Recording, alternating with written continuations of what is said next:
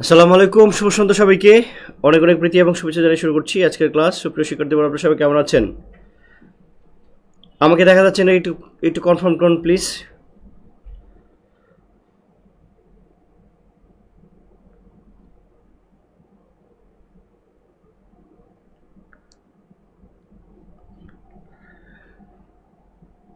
দেখা যাচ্ছে কি না প্লিজ?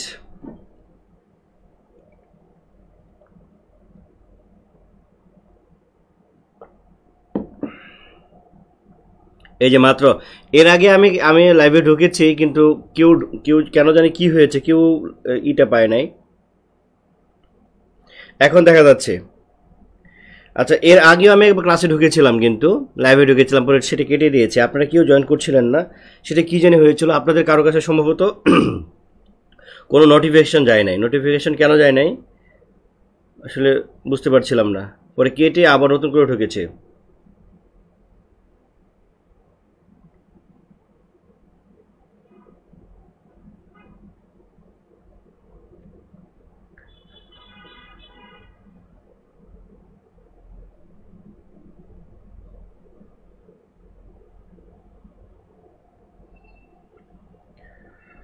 সুপ্রিয় শিক্ষার্থী ভিডিও, আপনারা সবাই কেমন আছেন? কে কোথা থেকে দেখছেন একটু কমেন্ট করে জানিয়ে দিন প্লিজ।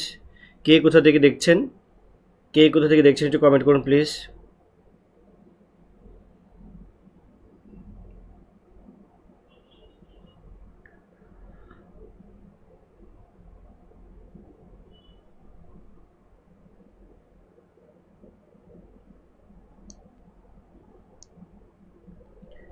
আচ্ছা, কেন এরকম হলো জানি না। আচ্ছা, যন্ত্রণা মানে যন্ত্রের আসলে যন্ত্রণার শেষ নাই। মানে যন্ত্রের যন্ত্রণা এখন ওই যে ল্যাপটপে ল্যাপটপে এখন ই করছে, দেখাচ্ছে না। ল্যাপটপে এখন দেখাচ্ছে। আপনারা সবাই কেমন আছেন? ভালো আছেন কি? রবীন্দ্রনাথ ঠাকুরের গল্প পড়ব। বাংলা ছোট গল্পের জনক রবীন্দ্রনাথ ঠাকুর। রবীন্দ্রনাথ ঠাকুর ছোট গল্পের জনক। রবীন্দ্রনাথ ঠাকুর আগে কি কেউ ছোট গল্প লেখেনি বাংলাদেশে? লিখেছেন, কিন্তু সে গল্পগুলো বিশ্বমানের হয় নাই, এবং সেই গল্পগুলো গল্প হয়ে ওঠে না ওই অর্থে। তো রবীন্দ্রনাথ ঠাকুরের ছোট গল্প থেকে আমাদের কী প্রশ্ন আসবে? ছোট গল্প থেকে যে প্রশ্নটা আসে, বা রবীন্দ্রনাথ ঠাকুর প্রথম সার্থক ছোট গল্পকার। প্রথম সার্থক ছোট গল্পকার হচ্ছে রবীন্দ্রনাথ ঠাকুর, বা বাংলা ছোট গল্পের জনক হচ্ছে রবীন্দ্রনাথ ঠাকুর। এইখানে একটা লিখিত পরীক্ষার জন্য একটা দেওয়া আছে, ভূমিকা দেওয়া আছে। আপনারা চাইলে লিখিত পরীক্ষা যদি আসে রবীন্দ্রনাথ ঠাকুর প্রথম সার্থক ছোট গল্পকার, এরকম যদি প্রশ্ন আসে 5 নম্বরের, তাহলে আপনারা এখান থেকে, এটা অনেক বড়, আপনারা এখান থেকে লিখলেই হবে। তো রবীন্দ্রনাথ ঠাকুরের আগে দেখেন বঙ্কিমচন্দ্র চট্টোপাধ্যায়, পূর্ণচন্দ্র চট্টোপাধ্যায়, ত্রৈলোক্যনাথ মুখোপাধ্যায়, তারপর হচ্ছে স্বর্ণকুমারী দেবী, এরা ছোট গল্প লেখার চেষ্টা করেছিলেন। তারপর আর দুইজন ছোট গল্পকার আসছেন যারা মোটামুটি লিখতে পেরেছেন হাস্যরসাত্মকের মাধ্যমে। একজন হচ্ছে প্রভাত কুমার মুখোপাধ্যায়, একজন হচ্ছেন পরশুরাম নামে, যাকে আমরা চিনি। তো সেই পরশুরাম, আর তার নাম ছদ্মনাম হচ্ছে পরশুরাম, আর এমনিতে নাম হচ্ছে রাজশেখর বসু। তো রাজশেখর বসু তিনি এই কি বলে গল্প লেখা শুরু করেছিলেন। কিন্তু ছোট গল্প আসলে যেরকম হয়, বিশ্বমানের যেরকম গল্প যেরকম হয়, চেখভের গল্প যেরকম হয়, কিংবা গিদা মোপাসার গল্প যেরকম হয়। আপনারা জানেন মোপাসার গল্প সম্ভবত আপনারা ওই কি বলে এই গল্পটা পড়েছেন, নেকলেস গল্পটা হয়তো পড়ে থাকতে পারেন ইন্টারমিডিয়েটে। তো এই গল্পগুলো কেমন হয়, এরকম মানের কোনো গল্প তৈরি হয়নি। রবীন্দ্রনাথ ঠাকুর এই আমাদের রাশিয়ান যে চেখভ, আর হচ্ছে ফরাসি হচ্ছে গিদা মোপাসা, তাদের জন্ম দেওয়া আছে। এই দুজনের দ্বারা প্রভাবিত হয়েছেন এবং তাদেরকে অনুসরণ করে বিশ্বমানের ছোট গল্প লেখা শুরু করেছেন। তো এই জন্য তাকে ছোট গল্প জনক বলা হয়। তবে তিনি আসলে ছোট গল্পকার যে হয়েছেন রবীন্দ্রনাথ ঠাকুর, তার পেছনে বাংলাদেশের অবদান অনেক বেশি। আমি বারবার বলেছি যে রবীন্দ্রনাথ ঠাকুর এবং বাংলাদেশ ওতপ্রোতভাবে জড়িত। বাংলাদেশে রবীন্দ্রনাথ ঠাকুর যদি না আসতেন, তাহলে বাংলা ছোট গল্প এই পর্যায়ে আসতো কিনা সন্দেহ আছে। নর্মাল ব্যাপারটা হচ্ছে রবীন্দ্রনাথ ঠাকুর ছোট গল্প কখন লেখা শুরু করেছেন এবং কিভাবে লেখা শুরু করেছেন, এটা তার নিজের স্বীকারোক্তির মাধ্যমে কিন্তু প্রকাশ পায়। তার নিজের স্বীকারোক্তি আমরা একটু দেখি যে রবীন্দ্রনাথ ঠাকুর কী বলেছেন। আমরা আবার এখানে ব্যাক করব। রবীন্দ্রনাথ ঠাকুরের ছোট গল্প সম্পর্কে তার নিজের একটা আছে, স্বীকারোক্তি আছে। সেই স্বীকারোক্তিটা আমরা একটু দেখব। দেখেন, সে বলছে যে আমি প্রথমে কেবল কবিতাই লিখতুম, গল্পে টল্পে তেমন হাত দিই নাই। মাঝে একদিন বাবা ডেকে বললেন, তোমাকে জমিদারি বিষয়কর্ম দেখতে হবে। আমি তো অবাক, আমি কবি মানুষ, পদ্য টদ্য লিখি, আমি এসবের কি বুঝি। এই জমিদারি লেখা উপলক্ষে নানা রকমের লোকের সঙ্গে মেশার সুযোগ হয় এবং এ থেকেই আমার গল্প লেখার শুরু হয়। এটা শান্তিনিকেতন রবীন্দ্রনাথ ঠাকুর 2 মে 1909 খ্রিস্টাব্দে তিনি এক সাক্ষাৎকারে বলেছিলেন। সাক্ষাৎকারটা দিয়েছিলেন জিতেন্দ্রলাল বন্দ্যোপাধ্যায়কে দেয়া এক সাক্ষাৎকারে তিনি কথা বলেছিলেন যে আসলে তার ছোট গল্পকার হয়ে ওঠার পেছনে এই জমিদারি দেখার জন্য পূর্ববঙ্গে আসা অর্থাৎ বাংলাদেশে আসার একটা বড় কারণ রয়েছে। আমি আপনাদের যখন কবিতা পড়াইনি, গত ক্লাসেই তো সম্ভবত কবিতা পড়িয়েছিলাম যে রবীন্দ্রনাথ ঠাকুরের একটা প্রস্তুতি পর্ব ছিল।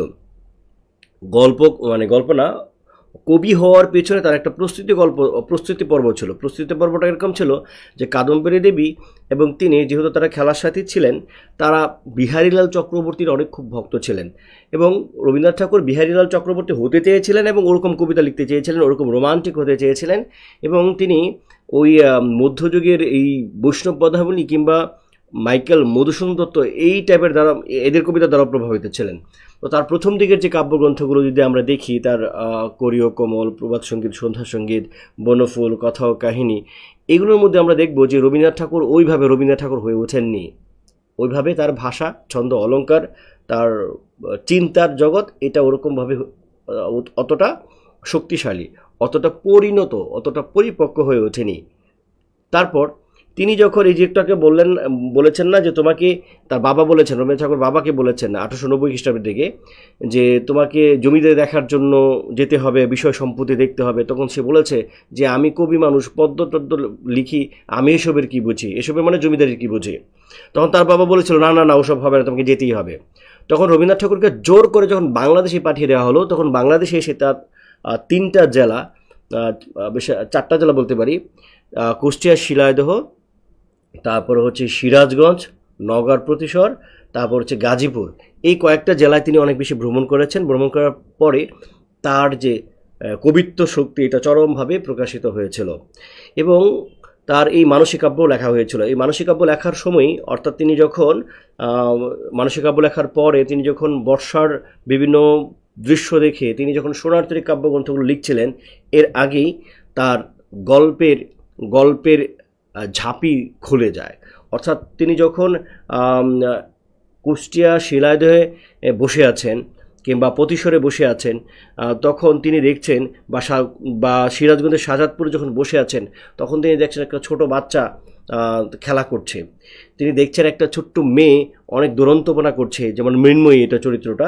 তো এরকম তিনি ছোট ছোট কৃষক, ছোট মানুষ, ছোট বাচ্চা, ছেলে, বোবা, কালা, এরকম নানান ধরনের সাধারণ মানুষকে তিনি প্রত্যক্ষ করেছেন। ওইসব প্রত্যক্ষ করতে গিয়ে তিনি গল্পের বিভিন্ন উপাদান পেয়েছেন এবং তিনি গল্প লেখায় হাত দিয়েছেন এবং গল্প লেখার তার সূচনা হয় বলবো না, গল্প লেখা তার উত্থান শুরু হয়েছে। কারণ এর আগে কিন্তু তিনি গল্প লিখেছিলেন, সেই গল্পগুলো সার্থকতা পায়নি। তাহলে রবীন্দ্রনাথ ঠাকুর গল্পকার হয়ে উঠেছেন বাংলাদেশে আসার পরে, রবীন্দ্রনাথ ঠাকুর কবি হয়ে উঠেছেন বাংলাদেশে আসার পরে। এই দুইটা একেবারে ওতপ্রোতভাবে জড়িত। তো রবীন্দ্রনাথ ঠাকুর প্রথম দিকে তিনি গল্প লেখা শুরু করেছেন মাত্র কত বছর বয়সে, 17 বছর বয়সে তিনি গল্প লিখেছেন। আমরা দেখব যে কী কী গল্প লিখেছেন। ভিখারিনী নামে গল্প লিখেছেন, ঘাটের কথা নামে গল্প লিখেছেন, তারপর হচ্ছে মুকুট নামে গল্প লিখেছেন। এই গল্পগুলো 4টা গল্প আছে প্রথম দিকে। এই গল্পগুলো তার মোটামুটি অনেক আগের, কিন্তু এই গল্পগুলো ওই অর্থে গল্প হয়ে ওঠেনি। তিনি যখন বাংলাদেশে আসলেন, আসার পরে তিনি সত্যিকার গল্পকার হয়ে উঠলেন। তো আমরা সেই ব্যাপারটা একটু দেখব। এবং গল্পকার হয়ে উঠলেন মোটামুটি 2 জন বিদেশি গল্পকারের ছোঁয়ায় বা আদর্শে। একজন হচ্ছেন রুশ মানে রাশিয়ার গল্পকার। আমরা জানি যে চেখভ, তিনি অনেক বড় সাহিত্যিক। আমরা জানি যে বাংলা সাহিত্যের যারা সাহিত্যিকরা আছেন, এরা কিন্তু রুশ সাহিত্য দ্বারা প্রভাবিত, ফরাসি সাহিত্য দ্বারা প্রভাবিত এবং ইংরেজি সাহিত্য দ্বারা প্রভাবিত। এবং আরেকজন ছিলেন ফরাসি গিদা মোপাসা তো একেবারে ছোট গল্পের জন্য ব্যাপক বিখ্যাত। তারপর হচ্ছে রবীন্দ্রনাথ ঠাকুর ছোটো গল্পের লেখার যে প্রস্তুতি পর্ব, যেটা আমি বলেছি যে কুষ্টিয়াতে বা শিলাইদহে আসার আগে, অর্থাৎ পূর্ববঙ্গে আসার আগে তিনি মাত্র 4টি গল্প লিখেছিলেন। এবং রবীন্দ্রনাথ এই যে শিলাইদহ, শাহজাদপুর বা প্রতিশোধ গমনের পূর্বে যে 4টি গল্প লিখেছিলেন, সেই 4টি গল্প আমরা দেখি। প্রথম গল্পটার নাম হচ্ছে ভিখারিনী, যেটা তিনি লিখেছেন 1284 বঙ্গাব্দে শ্রাবণ ভাদ্র সংখ্যা ভারতীতে প্রকাশিত হয়েছিল। তারপরে ভিখারি লেখার কত বছর পরে, মোটামুটি 84, আর এখানে আছে 7 বছর পরে তিনি আরেকটা গল্প লিখেছিলেন। এতদিন কিন্তু ভিখারিনীর পরে কিন্তু আর কিছু লেখা নাই, ঘাটের কথা লিখেছিলেন। এই ঘাটের কথাটাও ওই অর্থে অত ভালো গল্প হয়ে ওঠেনি। রাজপথের কথা এইটাও খুব বেশি গল্প হয়ে ওঠেনি, এটাও ওই একই টাইমে লিখেছেন, এবং মুকুট নামে লিখেছেন তার 1 বছর পরে। তো এর মধ্যে ভিখারি গল্পটি 16 বছর বয়সে, আমি 17 বছর বলছিলাম, দুঃখিত, এটা হচ্ছে 16 বছর বয়সে। 16 বছর বয়সে তিনি রচিত হয়েছে বলে এত বেশি আশা করা বা অবান্তর এত আমরা আশা করছি না। কিন্তু ঘাটের কথা গল্পটাও খুবভাবে ফুটে ওঠেনি। রাজপথের কথা এটাকে পরে তিনি আবার একটা প্রবন্ধে অন্তর্ভুক্ত করেছেন। তিনি পরে মনে করেছেন যে রাজপথের কথা এটা গল্পই হয়ে ওঠেনি, তখন তিনি এটা বিচিত্র প্রবন্ধ বইয়ের মধ্যে প্রবন্ধ আকারে অন্তর্ভুক্ত করেছেন। এবং অন্যদিকে এই যে মুকুটকে তিনি পরবর্তীতে তিনি নাটকে রূপান্তর করেছিলেন। অর্থাৎ তার প্রথম দিকে যে 4টা গল্প আছে সেই 4টা গল্পটাকে তিনি কি করেছেন, রাজপথের কথাকে তিনি বিচিত্র প্রবন্ধের মধ্যে ঢুকিয়ে দিয়েছেন, এবং ঘাটের কথাটা গল্প হিসেবেই ছিল কিন্তু ওই অর্থে সার্থক নয়, ভিখারিনী অর্থে সার্থক নয়। আর যে মুকুটটাকে তিনি নাটকে রূপান্তর করেছেন। তো এই হলো মোটামুটি তার প্রথম দিকের আমলনামা। তাহলে এই আমলনামায় রবীন্দ্রনাথ ঠাকুর হয়ে ওঠেননি। রবীন্দ্রনাথ কখন হয়ে উঠেছেন আমরা এখনই দেখছি। তো রবীন্দ্রনাথ ঠাকুর ছোট গল্প রচনার কাল যদি আমরা চিন্তা করি, তাহলে এই যে 1877, এই 1877 তিনি তখন লিখেছিলেন ভিখারিনী। কি লিখেছিলেন? ভিখারিনী। তার বয়স তখন মাত্র 16। এবং শেষ গল্প হিসেবে লিখেছেন একেবারে 1941 খ্রিস্টাব্দে মুসলমানির গল্প। গল্পের নাম হচ্ছে মুসলমানির গল্প। তাহলে তার প্রথম গল্পটার নাম আমরা যদি বলি, তার প্রথম গল্পটা হচ্ছে ভিখারিনী। ভিখারিনী যদি অপশনে না থাকে তাহলে হবে ঘাটের কথা। আর লাস্ট যে গল্প তার নাম হচ্ছে মুসলমানির গল্প। কি গল্প? মুসলমানের গল্প। ওকে। তো রবীন্দ্রনাথ ঠাকুরের গল্পগ্রন্থ কয়টি? রবীন্দ্রনাথ ঠাকুরের গল্পগ্রন্থ হচ্ছে 5টি। প্রথমটার নাম হচ্ছে গল্পগুচ্ছ, তারপরে হচ্ছে লিপিকা, তারপর হচ্ছে তারপর হচ্ছে কি 3 সঙ্গী, আরেকটা হচ্ছে 3 সঙ্গীর মধ্যে যে গল্পগুলো আছে মাত্র 3টা গল্প, একটা হচ্ছে রবিবার, শেষ কথা, আরেকটা হচ্ছে ল্যাবরেটরি, তারপরে হচ্ছে গল্প স্বল্প। এই হলো মোটামুটি আমাদের 5টা গল্প। এই 5টা গল্প মিলে রবীন্দ্রনাথ ঠাকুর মোট গল্প লিখেছেন 119টি। তাহলে পরীক্ষা যদি আসে রবীন্দ্রনাথ ঠাকুর কয়টা গল্প লিখেছেন? 119টি। তার মধ্যে প্রথম গল্পটা হচ্ছে ভিখারিনী। ভিখারিনী বানানটা কিন্তু এইভাবে, রবীন্দ্রনাথ ঠাকুর থাকলে হয়তো এখন সংশোধন করতেন, ভিখারিনী। তারপর হচ্ছে শেষ গল্প এসে লিখেছেন তিনি মুসলমানির গল্প। হ্যাঁ, মুসলমানির গল্পটা তিনি দীর্ঘকের দিয়ে লিখেছেন, মুসলমানের গল্প। এই হলো তার প্রথম এবং শেষ। তো রবীন্দ্রনাথ ঠাকুরের গল্পকে আমরা আসলে দুইটা পর্যায়ে ভাগ করতে পারি। প্রথম পর্যায়কে আমরা বলতে পারি যে সবুজপত্র যে পত্রিকা আছে, সবুজপত্র পত্রিকার আগে একটা পর্ব এবং সবুজপত্রের পরে একটা গল্প। এর কারণটা কি? সবুজপত্র পত্রিকাটাই প্রকাশিত হয়েছিল 1900 সালে 1914 খ্রিস্টাব্দে। তো 1914 খ্রিস্টাব্দ পর্যন্ত রবীন্দ্রনাথ ঠাকুরের এক ধরনের গল্প তার। 1914-তে আমরা দেখব 1914 পর্যন্ত তার ছোট গল্পের বিষয় আশয় পূর্ববঙ্গ, এবং সেটার মধ্যে গ্রামীণ জীবন বেশি এবং ভাষাটা হচ্ছে সাধু ভাষা। ভাষাটা কি? সাধু ভাষা। তো পরবর্তী এই 1914 পর্যন্ত আমরা বলতে পারি, একদম যদি গল্প ধরে বলি তাহলে আমরা বলবো যে ভিখারিনী থেকে পণরক্ষা পর্যন্ত তার প্রথম পর্যায়ের গল্প বলতে পারি। এই প্রথম পর্যায়ের গল্পের মধ্যে বিষয় আসে হচ্ছে কি? তার গ্রামীণ জীবন, এবং এটার মধ্যে গ্রামীণ বাস্তবতা, পূর্ববঙ্গের বাস্তবতা বেশি। আর দ্বিতীয় পর্যায়ের গল্প হচ্ছে সবুজপত্রের পরে। সবুজপত্রের পরের যে গল্পগুলো, সেই গল্পগুলোর মধ্যে দেখা যাচ্ছে হিন্দু মধ্যবিত্ত শ্রেণী কিংবা হিন্দু উচ্চবিত্ত শ্রেণী, শহরের জীবন, এই ব্যাপারগুলো প্রাধান্য পেয়েছে। এবং দ্বিতীয় পর্যায়ে অর্থাৎ 1914-এর পরে আমরা জানি সবুজপত্র পত্রিকায় প্রকাশিত হয়েছিল, সেখান থেকে তার চলিত ভাষায় লেখা শুরু হয়েছে। এই বিষয়ে অবশ্য বুদ্ধদেব বসু একটা কথা বলেছেন। আমরা জানি যে বুদ্ধদেব বসু অনেক বড় একজন সমালোচক। তিনি কি বলেছেন? আচ্ছা, দ্বিতীয় পর্যায়ে গল্পকে আমরা হালদার গোষ্ঠী থেকে মুসলমানি অর্থাৎ শেষ গল্প পর্যন্ত আমরা বলতে পারি। এবং বুদ্ধদেব বসু এই সম্পর্কে বলেছিলেন, সবুজপত্রে মুক্তি পেয়েছিলেন রবীন্দ্রনাথ। কেন মুক্তি পেয়েছিলেন? কারণ তার লেখার ধাঁচ, লেখার ধরন সব একরকম হচ্ছিল।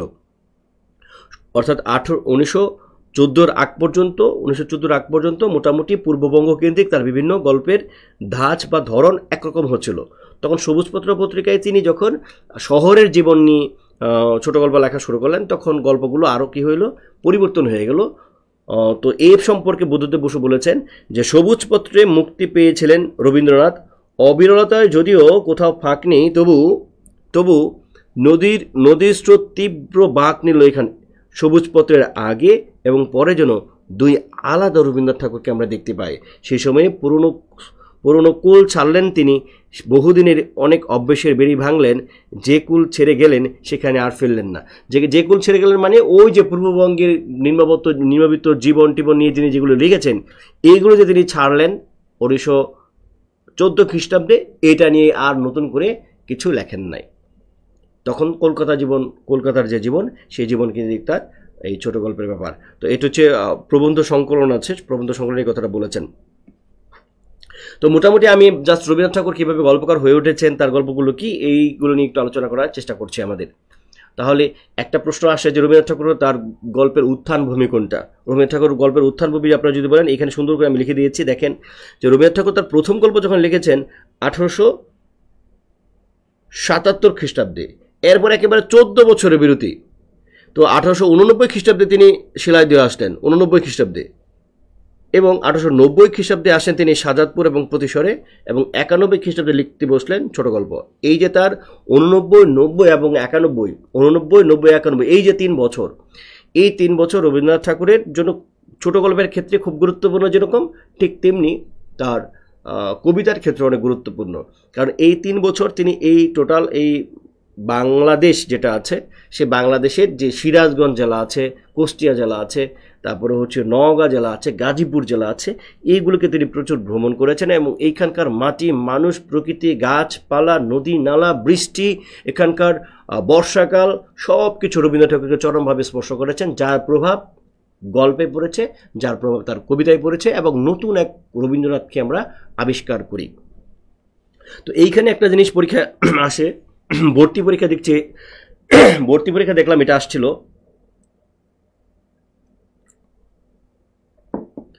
তাহলে নির্দ্বিধায় আমরা কি বলতে পারি যে শিলাইদহ, শাহজাদপুর এবং প্রতিশী রবীন্দ্র গল্পের উত্থান ভূমি। কিন্তু রবীন্দ্রনাথ ঠাকুর নিজেই কি বলেছেন? রবীন্দ্রনাথ ঠাকুর নিজেই বলেছেন যে শাহজাদপুরের দুপুরকে তিনি গল্পের দুপুর বলেছেন। তাহলে পরীক্ষা কখনো যদি পরীক্ষা আসে ভেতর থেকে যে গল্পের দুপুর কাকে বলা হয়েছে, শাহজাদপুরের দুপুরকে গল্পের দুপুর বলা হয়েছে। শাহজাদপুর মানে হচ্ছে সিরাজগঞ্জের কথা বলা হচ্ছে। এই সম্পর্কে রবীন্দ্রনাথ ঠাকুর নিজেই কি বলেছেন দেখেন, এখানে আপনারা একটু পড়ে নিন, আমি আর পড়ছি না। যে আমার এই শাহজাদপুরের দুপুরবেলার গল্প, দুপুরবেলা, গল্পের দুপুরবেলা মনে আছে ঠিক এই সময় এই টেবিলে বসে আপনার মনে হয় পোস্টমাস্টার গল্পটা তিনি এখানে লিখেছিলেন, এই ব্যাপারগুলো এখানে বলা আছে। তো এটা তিনি ছিন্নপত্রে বলেছিলেন। হ্যাঁ, রবীন্দ্রনাথ ঠাকুরের বাস্তবতা নিরিখে যেটাই বলেছি, পরীক্ষা যদি এভাবে প্রশ্ন আসে যে রবীন্দ্রনাথ ঠাকুরের যে বাস্তবতার নিরিখে যে গল্পগুলো লিখেছেন এগুলো তার কিসের প্রভাব আছে এবং কোন সময়, তাহলে আপনার উত্তর করবেন হচ্ছে পূর্ববঙ্গের জমিদারি যখন তিনি দেখেন সেটার প্রভাব আছে। এটা আপনারা অলরেডি জেনে গেছেন। এবং এই যে তিনি যে পূর্ববঙ্গে এলেন 1889 খ্রিস্টাব্দে এবং কেন এসেছিলেন, তার বাবা কি বলেছিলেন, এই কথাটা একবার আমরা অবশ্য পড়েছি, সেই কথাটা এখানে দেওয়া আছে। এবং রবীন্দ্রনাথ ঠাকুরের বিপক্ষে একটা ছিল, রবীন্দ্রনাথ ঠাকুরের বিরুদ্ধে একটা অভিযোগ ছিল।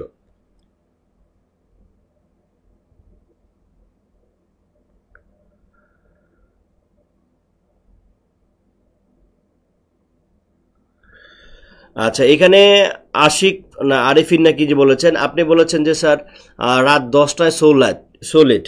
তো রাত 10টায় তো আমি যখন নিয়েছিলাম 10টায়, কিন্তু অনেকে বলেছিলেন ক্লাস নেওয়ার জন্য, আবার কি কেউ বলেছেন 9:30টার সময় নেওয়ার জন্য, 9টার সময় বলেছিলেন, 3-4টা টাইম আমরা পেয়েছিলাম। তো কারো জন্য 10টায় সুবিধা হয়, কারো 9টায় সুবিধা হয়, কারো 9:30টায় সুবিধা হয়, কারো বা আরও আগে হলে হয়তো সুবিধা হবে। তো সবারটা তো একসাথে এরকম হবে না, মিলবে না। তো কখনো কখনো আমারও কিছু প্রবলেম থাকে, যে কারণে 9:30 বা 10টা এটার মধ্যেই আমরা ক্লাসটা রাখার চেষ্টা করছি। তো সব ম্যাক্সিমাম ক্লাস আমরা 9:30টায় করেছি, কখনো কখনো 10টায় যাচ্ছে। তো এই 2-1টা ক্লাস 10টায় গেলে এইটা মেনে নিতে হবে, কারণ আপনি ছাড়াও এখানে কি আরিফিন, আপনি ছাড়াও কিন্তু এখানে আরও অনেক আছে, আমাদের শিক্ষার্থীরা আছে। তো মাঝে মাঝে এরকম 2-1টা ক্লাস মেনে নিতে হবে। তাছাড়া আপনাদের তো মাত্র 34 জন আছেন, অথচ আমাদের সাহিত্য ব্যাচে ভর্তি আছে 400+, 450 মনে হবে, এরকম কিছু হবে সম্ভবত। তাহলে এতগুলো মানুষ তাহলে তারা কি দেখছে না? দেখছে। কখন দেখছে? পরে দেখছে। এটা কেন দেখছে আমি জানি না আসলে।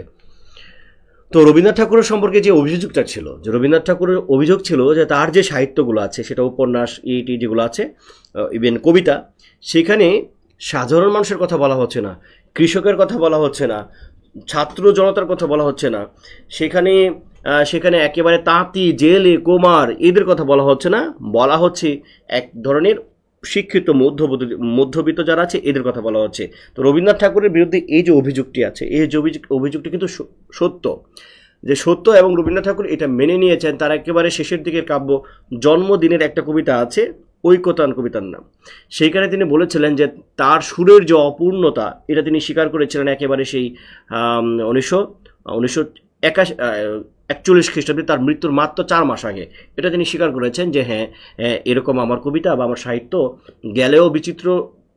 গেলেও বিচিত্র পথে, হয় নাই তাই সর্বত্র গ্রামে, এরকম লাইন।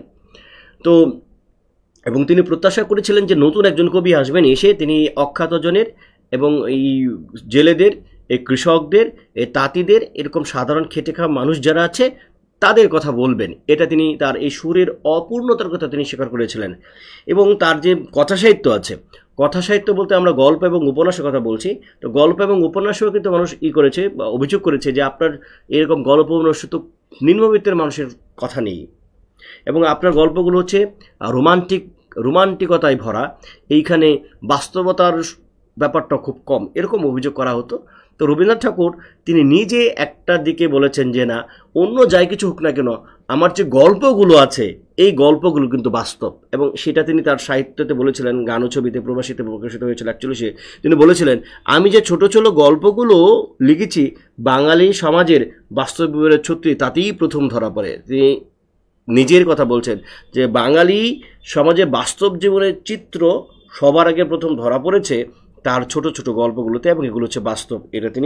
এটাও তিনি স্বীকার করেছেন, এবং এটা কিন্তু ট্রু। কারণ তিনি বিশেষ করে পূর্ববঙ্গের যে সামাজিক যে চিত্রগুলো আছে, কিংবা পশ্চিমবঙ্গের যে সামাজিক চিত্র আছে, এটা তার গল্পগুলোর মধ্যে উঠে এসেছে।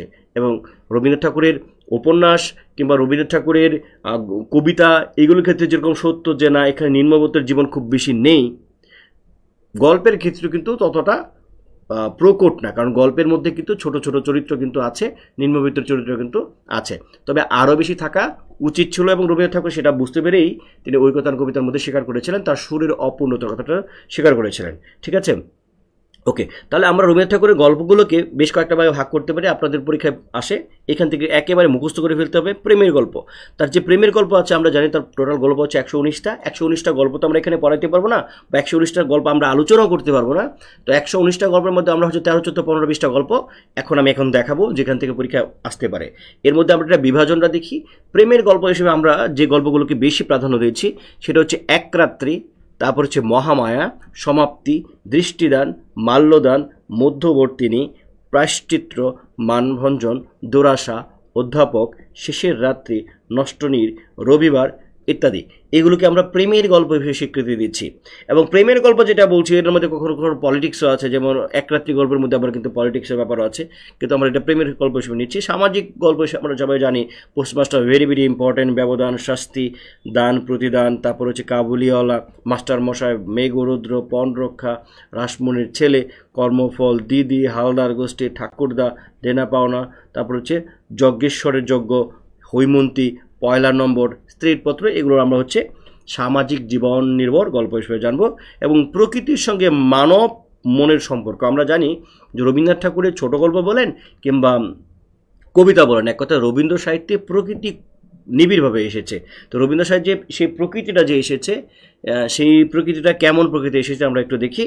মানে কোন গল্পে প্রকৃতিটা এসে, একটা হচ্ছে শুভা, তারপর হচ্ছে ছুটি, বলায়, অতিথি, আপদ। এই কটা গল্পের মধ্যে প্রকৃতি এবং মানুষ বা মানব মন ওতপ্রোতভাবে জড়িত আছে, সেটা আমরা দেখব। তারপর হচ্ছে অতি প্রাকৃত গল্প আমরা মানে সুপার ন্যাচারাল মানে বাস্তবসম্মত না, বাস্তবের চাইতে আরও অনেক ঊর্ধ্বে চলে গেছে, একটু ফ্যান্টাসি, একটু কল্পনা, এরকম আর কি। এই গল্পগুলোকে আমরা বলছি অতি প্রাকৃত।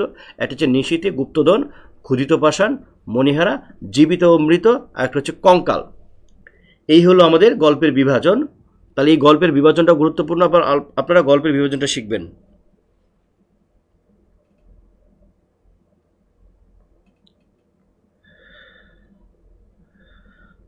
সোহানা বলেছেন, স্যার রবীন্দ্রনাথ ঠাকুরকে অনেকে বলে যে উনি ঢাকা বিশ্ববিদ্যালয় তৈরির বিরোধিতা করেছিলেন, এটা কি সত্যি?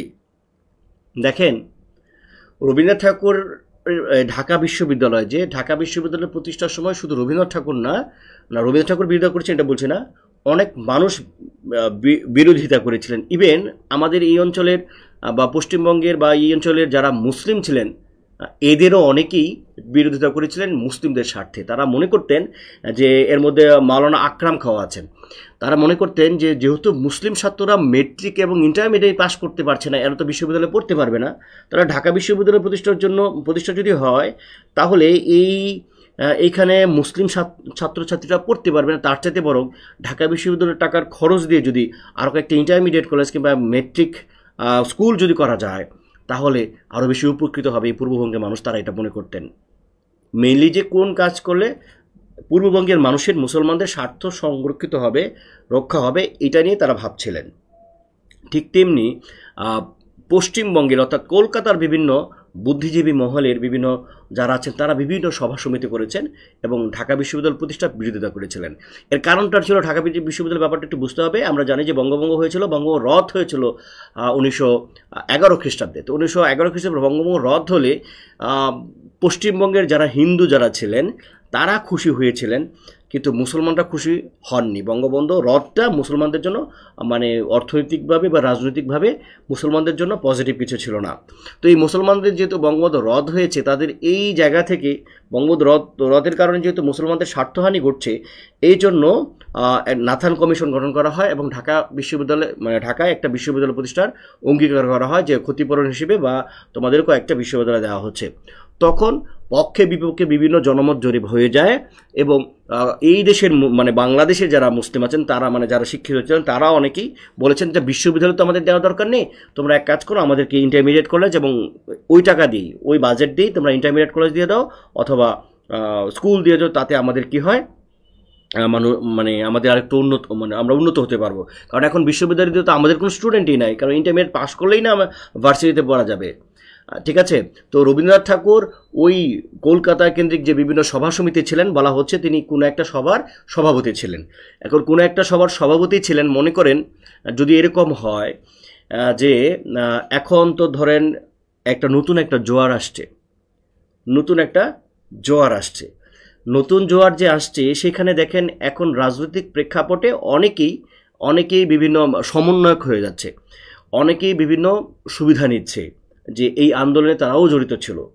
এখন মনে করেন যে আন্দোলনের সাথে জড়িত আছে এমন একজনকে দিয়ে আমরা কোনো একটা অনুষ্ঠানের সভাপতি বলে আমরা একটা প্রচার করে দিলাম কিংবা একটা ব্যানার করে আমরা একটা অনুষ্ঠান তৈরি করে করলাম, অথচ যাকে সভাপতি করেছি তার কাছ থেকে আমরা পাই নাই, অনুমতি পাই নাই, কিংবা যাকে পাঠিয়েছিলাম যে অনুমতি নেওয়ার জন্য সে হয়তো অনুমতি হয়তো দেয় নাই কিন্তু বলেছে যে হ্যাঁ অনুমতি পাওয়া গেছে এরকম।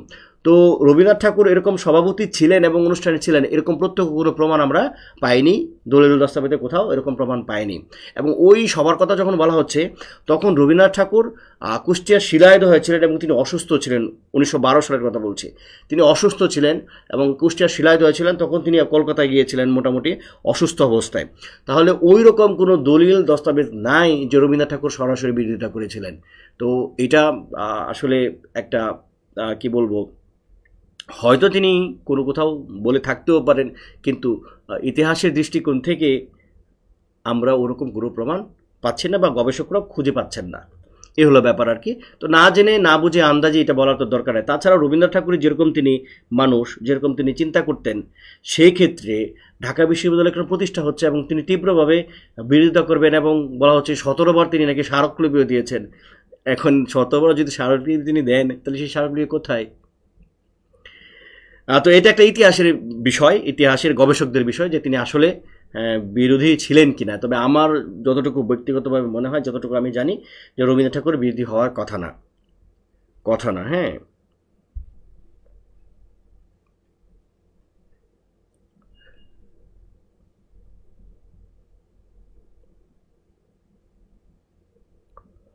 সুন্দর একটা পোস্ট আমি দিতে চাই না সোহানা, এই মব পাবলিকদের আমি ব্যাপক ভয় পাই, মারাত্মক ভয় পাই। আমি ভুলে যদি কখনো কোথাও কোনো কমেন্ট করে ফেলি তখন দেখি ওখানে গালিগালাজ করতেছে, তখন আমি ভয় পাই গালিগালাজ। এই মব পাবলিকদের আমি আসলে কিছু বলতে চাই না, কারণ কিছু একটা বলতে গেলে ধরেন এমনভাবে এসে গালিগালাজ করে শুরু করে দেয়, তখন আমি আবার এগুলো নিতে পারি না। এই জন্য অনেক কিছু লিখতে গিয়েও লিখি না, অনেক কিছু বলতে গিয়েও বলি না আর কি। তো তারপরে আজকে একটা দীর্ঘ কমেন্ট করেছি আমার এক সিনিয়র কলিগ, তিনি বলছেন যে জাতীয় সঙ্গীত কেন পরিবর্তন করা দরকার। আচ্ছা, জাতীয় সঙ্গীত পরিবর্তন হবে কি হবে না এটা বাংলাদেশের জনগণ সিদ্ধান্ত নেবে। জনগণ যদি মনে করে, মেজরিটি যদি মনে করে, 90% মানুষ 80% মানুষ যদি মনে করে যে না আমরা এই রাখবো না, এই সঙ্গীত আমরা রাখবো না, চেঞ্জ করা দরকার, চেঞ্জ হবে। কারণ দেশ হচ্ছে জনগণের, এটা হচ্ছে আমি গণতান্ত্রিক এটাকে বিশ্বাসী করি। কিন্তু আমার দৃষ্টিকোণ যদি বলেন যে জাতীয় সঙ্গীত পরিবর্তন করার প্রয়োজন আছে কিনা, মোটেও প্রয়োজন নেই। দেশে আরও অনেক অনেক অনেক অনেক বড় বড় বিষয় আছে পরিবর্তন করার, এটা তো একেবারে সিম্পল একটা বিষয়। এইটার সাথে আবেগের একটা বিষয়, অনেক কিছু। তো স্যার যে কথাটা বলছিলেন, স্যার বলতেছে যে এই জাতীয় সঙ্গীতে বাংলাদেশ কথাটা নাই, বাংলা কথাটা আছে। তো বিদেশে নাকি আমাদের যারা প্রবাসী আছে তারা নাকি খুব বিব্রত হয় যে তোমাদের তো জাতীয় সঙ্গীতে তো বাংলাদেশ কথা না, এটা বাংলা কি, এটা কি কলকাতা, তোমরা কি কলকাতার লোক, এগুলি নাকি জিজ্ঞেস করে। কি হাস্যকর ব্যাপার। আমি স্যারকে প্রশ্ন করেছিলাম বিনয়ের সাথে যে স্যার আসসালামু আলাইকুম স্যার, বিনয়ের সাথে প্রশ্ন করছি আপনি কয়টা দেশের জাতীয় সঙ্গীত জানেন? ধরেন নেপালের লোক বাংলাদেশে এলো, বা ধরেন আপনি সৌদি আরবের লোক বাংলাদেশে এসে চাকরি করতেছে, আপনি কি সৌদি আরবের জাতীয় সঙ্গীত জানেন? আমি কি জানি? আমরা শুধু পাশের দেশের ওই ভারতের জাতীয় সঙ্গীত হয়তো আমরা জেনে থাকতে পারি, আমরা পাশের দেশ বলে এই কারণে, এবং রবীন্দ্রনাথ ঠাকুর লেখা এই জন্য হয়তো। এছাড়া পৃথিবীর কোন দেশের কোন জাতীয় সঙ্গীত কেমন কেউ আমরা জানি না। তো জাতীয় সঙ্গীত যখন কোথাও কোনো রাজনৈতিক কারণে বাজানো হয় কিংবা কোনো খেলাধুলা সংক্রান্ত বাজানো হয়, তখন বলে দেয় যে ওই দেশের জাতীয় সঙ্গীত বাজানো হচ্ছে, কিংবা ওই দেশের প্লেয়ার টেয়ার দেখে বোঝা যাচ্ছে ওই দেশের জাতীয় সঙ্গীত, এবং ওইগুলোর অর্থ কী, ওগুলোর মিনিং কী, এগুলো আমরা কিছু জানি না।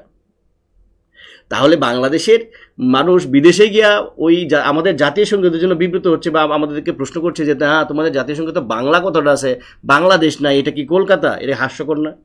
বাংলাদেশের মতো একটা থার্ড ওয়ার্ল্ডের একটা দেশ, একটা গরিব দেশ, এই দেশের জাতীয় সঙ্গীত অন্য দেশের মানুষ তো জানারই কথা না। আমি যেরকম জানি না অন্য দেশের জাতীয় সঙ্গীত, আর জাতীয় সঙ্গীত তো এমন কোনো সঙ্গীত না যেটা অহরহ বিভিন্ন জায়গায় বাজে, এরকম না।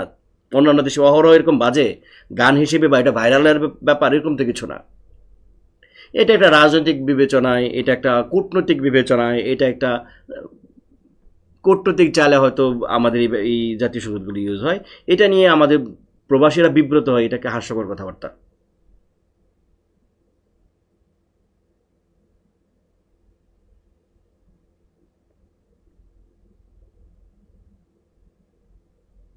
আচ্ছা ঠিক আছে, আমরা পড়ার প্রাসঙ্গে অন্য কিছু চলে যাচ্ছি। আচ্ছা যদিও এটা প্রাসঙ্গিক, কারণ যেহেতু আমরা ভাষা সাহিত্যের শিক্ষার্থী, অনেকে আমরা এখানে ভাষা সাহিত্যের আছি, কিংবা আমরা উচ্চশিক্ষিত বিভিন্ন জায়গায়। তো আমাকে ভুল বোঝার কোনো কারণে জাতীয় সঙ্গীত পরিবর্তন হবে কি হবে না এটা নির্ভর করে কার উপর? নির্ভর করে আমার বাংলার মানুষ উপর। আমার বাংলার মানুষ যদি মনে করে যে হ্যাঁ জাতীয় সঙ্গীত পরিবর্তন করার প্রয়োজন আছে, পরিবর্তন হবে। আর বাংলার মানুষ যদি মনে করে যে না জাতীয় সঙ্গীত পরিবর্তন করার প্রয়োজন নেই, এত বছর দেশ স্বাধীন হওয়ার এত বছর পরে এসে জাতীয় সঙ্গীত নতুন করে পরিবর্তন করে নতুন করে বিপ্লব আনার কোনো কারণ নেই, বা এটার মধ্যে এমন কিছু নেই, ঠিক আছে। এবং ওই যে মোল্লারা দেখি যে জাতীয় সঙ্গীত নাকি শিরক আছে, ও মা নাকি কালী, কি হাস্যকর কথাবার্তা। দেশমাতৃকাও বলা যাবে না, দেশকেও মা বলা যাবে না, মানে তাদের এমন একটা অবস্থা আর কি। আচ্ছা যাক, একরাত্রি গল্পটা আমরা একটা আলোচনা করি। একরাত্রি একটা প্রেমের গল্প। এই একরাত্রি গল্পে দেখা যাচ্ছে যে একটা স্কুলের সেকেন্ড মাস্টার একটা সময় সুরবালা নামে একটা মেয়ের সাথে তার বিয়ে হওয়ার কথা ছিল। তো কোনো একদিন এক অন্ধকার রাতে, ঝড় তুফানের রাতে, যে এখন যেরকম আমাদের বন্যা এসেছিল এরকম একটা রাতে, তো স্কুলের যে সেকেন্ড মাস্টার তার সাথে সুরবালার একটা জায়গায় আটকা পড়ে আর কি। একটা জায়গায় যখন আটকা পড়ে সারা রাত তারা একটা জায়গায় থাকে, ভয়ে মানে সারা রাত একটা জায়গায় আটকা থাকে, এবং তারা একজন আরেকজনের সাথে কোনো কথা বলে না, কিছুই বলে না। এবং সে এখানে একটা গুরুত্বপূর্ণ লাইন আছে, এটা আমি কি দিছি কিনা, এখানে বলেছে যে সুরবালা আমার কি না হইতে পারিত। তখন স্কুলের সেকেন্ড মাস্টার সুরবালা তখন অন্য আরেকজনের সাথে বিয়ে হয়ে গেছে। তো সে চিন্তা করছে যে আচ্ছা সুরবালাকে দেখে তার ভালো লাগছে, যে এই সুরবালা তো তার হওয়ার কথা ছিল। তখন সে বলতেছে যে এই সুরবালা এক রাতে আমার সাথে অবস্থান করছে, তাহলে এই সুরবালা আমার কি না হইতে পারিত। তো এই হলো ব্যাপার এক রাত্রি গল্প। সমাপ্তি গল্প দেখা যাচ্ছে যে কলকাতা থেকে অপূর্ব নামে একটা ছেলে সে গ্রামে গিয়েছে, গ্রামে যখন সে স্কুল যখন নামে, মানে নৌকা থেকে যখন নামে সে স্লিপ খেয়ে পড়ে যায় এবং দেখে একটা দুরন্ত মেয়ে খুব করছে, দৌড়াদৌড়ি করছে নদীর ঘাটে। তো মেয়েটাকে তো তার খুব ভালো লাগে, চঞ্চল খুব একটা মেয়ে। মা যখন অপূর্বকে বিয়ে দেবে তখন সে বলে যে ওই মেয়ের নাম হচ্ছে মৃন্ময়ী, ওই মৃন্ময়ীকে আমি বিয়ে করবো। মা তো পাগল হয়ে যায়, এরকম পাগল মেয়েরা কেউ বিয়ে করে নাকি, এমন দোষী মেয়েকে। তখন অপূর্ব বলে যে না, আমি ওই মেয়েকে বিয়ে করব। তো অপূর্ব মৃন্ময়ীকে বিয়ে করে, কিন্তু মৃন্ময়ী হচ্ছে কিশোরী, মানে সে পুরুষের যে সান্নিধ্য বা প্রেমের ব্যাপারগুলো তার মধ্যে তখন পর্যন্ত তৈরি হয় নাই। তো অপূর্ব খুব চেষ্টা করে তার মৃন্ময়ীর সাথে যাওয়ার জন্য, বাসর করার জন্য, মিলিত হওয়ার জন্য, কাছে যাওয়ার জন্য, কিন্তু মৃন্ময়ী তো আসলে এখনও তার ওইরকম বয়স হয় নাই, সে ব্যাপারগুলো সে বোঝে না। তখন অপূর্ব অনেকটা রাগ করে সে আবার কলকাতায় চলে যায়। কলকাতায় যখন চলে যায় তখন মৃন্ময়ী ততদিনই বড় হয়ে ওঠে। বড় হয়ে উঠলে সে নিজেই তার অপূর্বকে ফিল করে এবং অপূর্বকে অনুভব করে, এবং মৃন্ময়ী তার শাশুড়িকে নিয়ে ওই অপূর্ব যেখানে থাকে সেখানে যায়। যাওয়ার পরে ঘরের মধ্যে দরজা বন্ধ থাকে, বাংলা সিনেমা যেরকম দেখে, অর্থাৎ মিলনটা দেখা। এটা একটা মিলনাত্মক প্রেমের গল্প। তো এইখান থেকে আমাদের পরীক্ষা যেটা আসে, পরীক্ষা এটা আসবে যে এক রাত্রি কী ধরনের গল্প, বা এক রাত্রি স্কুলের সেকেন্ড মাস্টার কোন গল্পের চরিত্র, বা সুরবালা কোন গল্পের চরিত্র, কিংবা যে সুরবালা আমার কি না হইতে পারে। তো এটা আমি একটু লিখে দিই যে সুরবালা আমার কি না হইতে পারিত, কি না হইতে পারিত। সংলাপটা এরকম আর কি, যে সুরবালা আমার কি না হইতে পারিত, এই টাইপের যদি আসে যে সুরবালা আমার কি না হইতে পারিত, তাহলে এক রাত্রির কথা। আর যদি এই গল্পটা আসে, মানে এই গল্প না, মানে এই কথাটা আসে যে মৃন্ময়ী কোন গল্পের চরিত্র, সমাপ্তি গল্পের চরিত্র, ঠিক আছে। তারপর হচ্ছে আমরা মধ্যবর্তিনী দেখি। মধ্যবর্তিনী গল্পের মধ্যে আমরা দেখি যে এখানকার চরিত্রটা ইম্পর্টেন্ট, হরসুন্দরী, তার বাচ্চা হচ্ছে না। তো তার যে হাজব্যান্ড, তার নাম হচ্ছে নিবারণ, এই যে নিবারণ, তার হাজব্যান্ড হচ্ছে নিবারণ, তারা খুব সুখে শান্তিতে বসবাস করছে। তখন হরসুন্দরী বলে যে আচ্ছা তাহলে বাচ্চা হওয়ার জন্য সেই নতুন কাউকে নিয়ে আসি, সতীনের কথা বলে আর কি, সে নিজে থেকেই নিজের কপালে নিজে কোড়াল মারছে আর কি। আচ্ছা আপনাদের একটু পড়ি। ভিডিও দেখতে সমস্যা হচ্ছে স্যার, নাকি আমার এখানে নেট সমস্যা? স্যার তিনি কি বাংলা স্বাধীনতার পক্ষে ছিলেন জমিদার হয়ে? বাংলার স্বাধীনতা মানে কি 71 স্বাধীনতার কথা বলছেন? তিনি তো 41 সালে তো মারা গিয়েছিলেন। বাংলার স্বাধীনতা বলতে কি বোঝাতে চাচ্ছেন বুঝি নাই। স্যার বাইরে গেলে জাতীয় সঙ্গীতের আলোচনা কিছু বলার ইচ্ছে করে কিন্তু বলা যায় না। মব পাবলিক তো এগুলো করে গালিগালাজ করে, এগুলো বলে লাভ নাই। জাতীয় সঙ্গীত চুরি করেছে, কি বোকার মতো প্রশ্ন, মানুষ কি বোঝে? আরে ভাই, সাহিত্যিকরা সবসময় একজনের দ্বারা আরেকজন কি হন, প্রভাবিত হন। একজন একটা পথ দেখিয়ে যান, তখন ওই পথে আরেক সাহিত্যিকরা এসে ওটার মধ্যে ধরেন একজন একটা রেখা দিয়ে যান, আরেকজন এসে সেখানে মনে করেন যে অনেক বড় একটা নদী তৈরি করে ফেলেন, বুঝছেন? আমাদের বিহারীলাল চক্রবর্তী তিনি রোমান্টিক কবি, একটা রোমান্টিকতার ব্যাপার দেখিয়ে গিয়েছেন, গীতি কবিতার ব্যাপার দেখিয়ে গিয়েছেন। রবীন্দ্রনাথ ঠাকুর সেটাকে অনেক বড় করেছেন। চেকভ কিংবা মোপাসা তারা হচ্ছে গল্প লিখে গেছেন বিশ্ব সাহিত্যে। এইখানে এসে দাঁড়িয়ে রবীন্দ্রনাথ ঠাকুরের মতো বাংলা ভাষার গল্পকার অনেক বড় বড় গল্প লিখেছেন। এখন পৃথিবীতে যদি আপনি তিনজন গল্পকারের নাম বলেন, যে শ্রেষ্ঠ 3জন গল্পের নাম বলেন, অবশ্যই রবীন্দ্রনাথ ঠাকুরের গল্প হবে। 3জন গল্পকারের নাম যদি বলেন, তাহলে যদি বলে চেকভ, কিংবা যদি ওই মোপাসার নাম যদি আসে, তাহলে কার নাম আসবে? এই 3জন 4জন 5জন নাম আসলে রবীন্দ্রনাথ ঠাকুর নাম আসবে। তো রবীন্দ্রনাথ ঠাকুর তো গল্পটা কীভাবে লিখতে হয় এটা তো ওনাদের কাছ থেকে শিখেছেন, তাই না? তাহলে কি আমরা বলবো যে রবীন্দ্রনাথ ঠাকুর চেকভ থেকে কিংবা মোপাসা থেকে চুরি করেছেন, কিংবা কবিতা হচ্ছে চুরি করেছেন হচ্ছে ওই কি বলে ওটাকে, নাম কি, বিহারীলাল থেকে চুরি করেছেন? এটা বলবো না তো। আমাদের এই কে দেখে কি বলে, ওই নাম কি তার, নজরুলকে দেখে নজরুলের ধারা অনেক প্রভাবিত ছিলেন হচ্ছে সুকান্ত। তো নজরুলের ঢঙেই কিন্তু সুকান্ত কবিতা লিখেছে, তাহলে সুকান্ত বলবো যে চুরি করেছে? বলবো না তো। আমাদের জীবনানন্দ দাশ তার প্রথম জীবনে তার ঝরা পালক, যেটা 1927 খ্রিস্টাব্দে প্রকাশিত হয়েছে, সেই ঝরা পালকের মধ্যে কবি রবীন্দ্রনাথ ঠাকুর, সত্যেন্দ্রনাথ দত্ত এবং কবি কাজী নজরুল ইসলামের প্রভাব রয়েছে। তাহলে আমরা কি বলবো যে ওখান থেকে চুরি করেছে? বলবো না। তো রবীন্দ্রনাথ ঠাকুর তার দার্শনিক দৃষ্টিকোণের থেকে বা দর্শনের দৃষ্টিকোণ থেকে তিনি বাউলদের দ্বারা প্রভাবিত ছিলেন। বাউলদের দ্বারা কি ছিলেন? প্রভাবিত ছিলেন। বাউল দর্শন দ্বারা প্রভাবিত ছিলেন, বাউলদের সুর দ্বারা প্রভাবিত ছিলেন। বাউলরা যে সুরে গান করে, বাউলরা যে ঢঙে কথা বলে, বাউলরা যে দর্শনে বিশ্বাসী, এইগুলো দ্বারা তিনি প্রভাবিত ছিলেন। এবং রবীন্দ্রনাথ ঠাকুর সবার আগে কিন্তু এই লালন, এই যে বাউল সঙ্গীত বা বাউল পদাবলী বা বাউল যে ব্যাপারগুলো, এগুলোকে তিনি তুলে ধরেছেন। এই কারণে এত বেশি জনপ্রিয়তা পেয়েছে।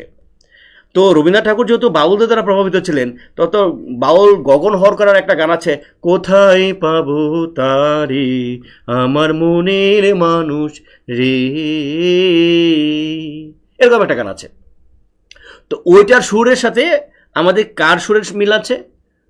ওই জাতীয় সঙ্গীতের সুরের মিল আছে। হ্যাঁ, থাকতেই পারে, অসুবিধা কি? এর মানে তো চুরি না, এটাকে প্রভাব বলে, প্রভাব। কারণ রবীন্দ্রনাথ ঠাকুর তার সারা জীবন তার যেসব গান টান তিনি লিখেছেন, অনেক কিছু বাউলদের দ্বারা প্রভাবিত।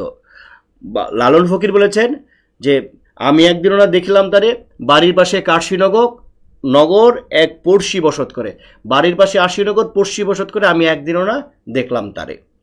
রবীন্দ্রনাথ ঠাকুর লিখেছেন আমার হিয়ার মাঝে লুকিয়েছিলে দেখতে আমি, এটা লিখেছেন আমার হিয়ার মাঝে লুকিয়েছিলে দেখতে আমি পাইনি তোমায়, দেখতে আমি পাইনি তোমার। কথা কিন্তু এক। তাহলে আপনি কি বলবেন যেখানে চুরি করেছে? প্রভাব। সাহিত্য বা লিটারেচারে এই ব্যাপারগুলো কি বলা হয়? প্রভাব। প্রথমে কোনো একজন সাহিত্যিক শিল্পী আসেন, তার দেখানো পথে পরবর্তী যারা আছেন তারা সেটাকে আরও অনেক বড় জায়গায় নিয়ে যান। এটাকে প্রভাব বলে, বা এটাকে মানে উত্তরসূরি বলে, পূর্বসূরি বলে, বংশ পরম্পরা এরকমভাবে তারা লিখে যান।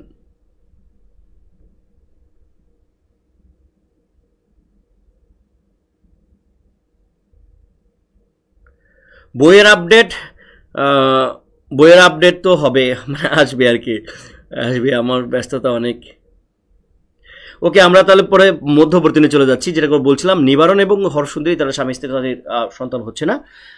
তো তখন তারা একটা শৈলবালা নামে একটা নিয়ে আসে, মেয়েকে নিয়ে আসে, শৈলবালাকে মেয়েকে নিয়ে আসে এবং বলে যে এই শৈলবালা কি করবে? বাচ্চা উৎপাদন করবে। কিন্তু নিবারণ সে আবার তার যে স্ত্রী হরসুন্দরী তার খুব একনিষ্ঠ ছিল।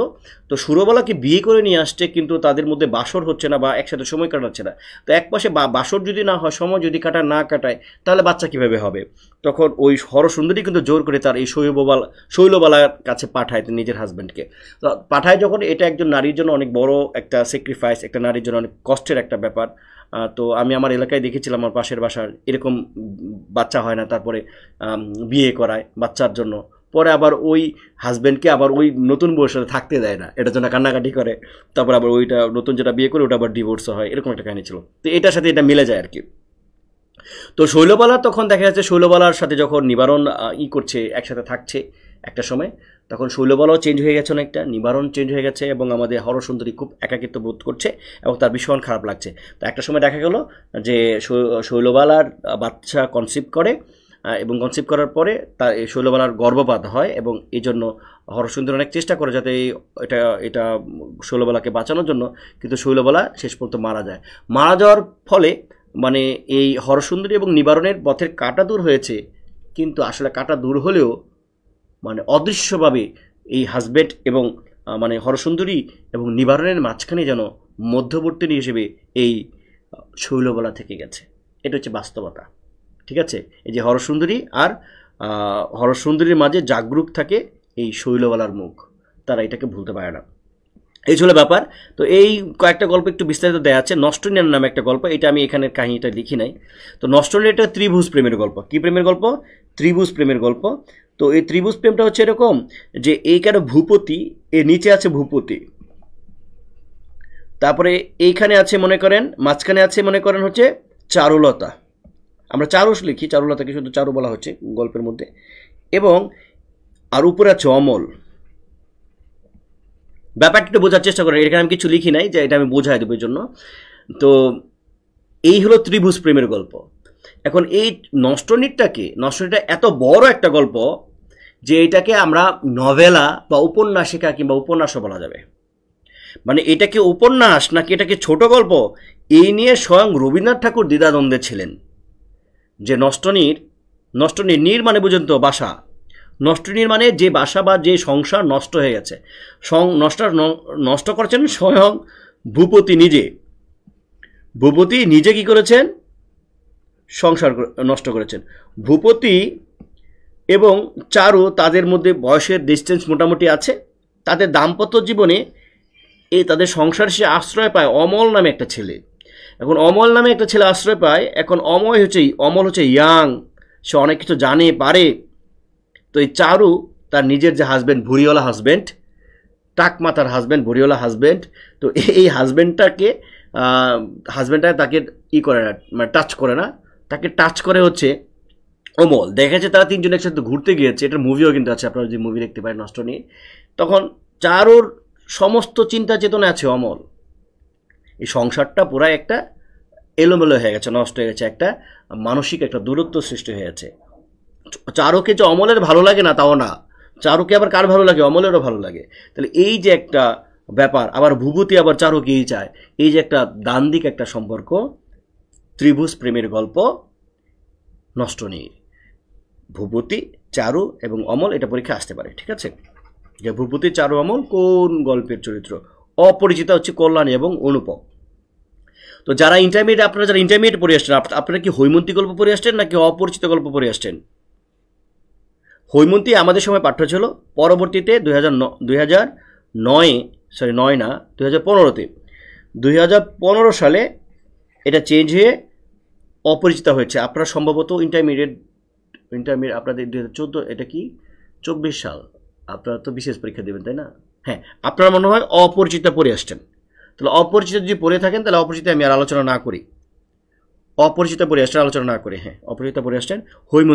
হৈমন্তী গল্পটা ছিল যে হৈমন্তী একটা মেয়ে যার বয়স 17 হয়ে গিয়েছে। অপু হচ্ছে, মানে এই গল্পের সাথে গল্প মিল আছে, অপরিচিতা এবং হৈমন্তীর গল্পের মধ্যে মিল আছে। তো হৈমন্তীর সাথে অপুর বিয়ে হয়েছে, কারণ কথায় আছে যে হৈমন্তীর বাবা হচ্ছেন একজন নাকি বিরাট বড় একজন এই মন্ত্রী টাইপের কিছু একটা। পরে জানা গেল যে হৈমন্তীর বাবা হচ্ছেন একজন শিক্ষক। তাহলে হৈমন্তীর বয়স 17 হওয়ার ফলেও হৈমন্তীর সাথে অপুর বিয়ে হয়েছে।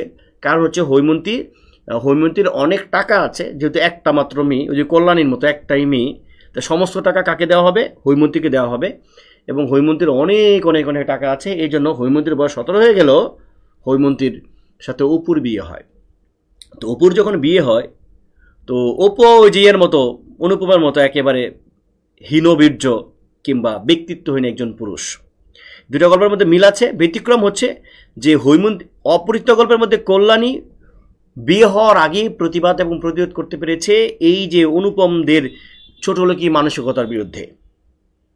অনুপমদের ছোটলোকি মানসিকতার বিরুদ্ধে বিদ্রোহ করতে পেরেছেন। এবং কল্যাণীর বাবা বলেছিলেন, যারা মনে করে আমার মেয়ের গহনা আমি চুরি করিব, তাদের হাত তো কন্যা তুলে দিতে পারি না, মেয়ে তুলে দিতে পারি না।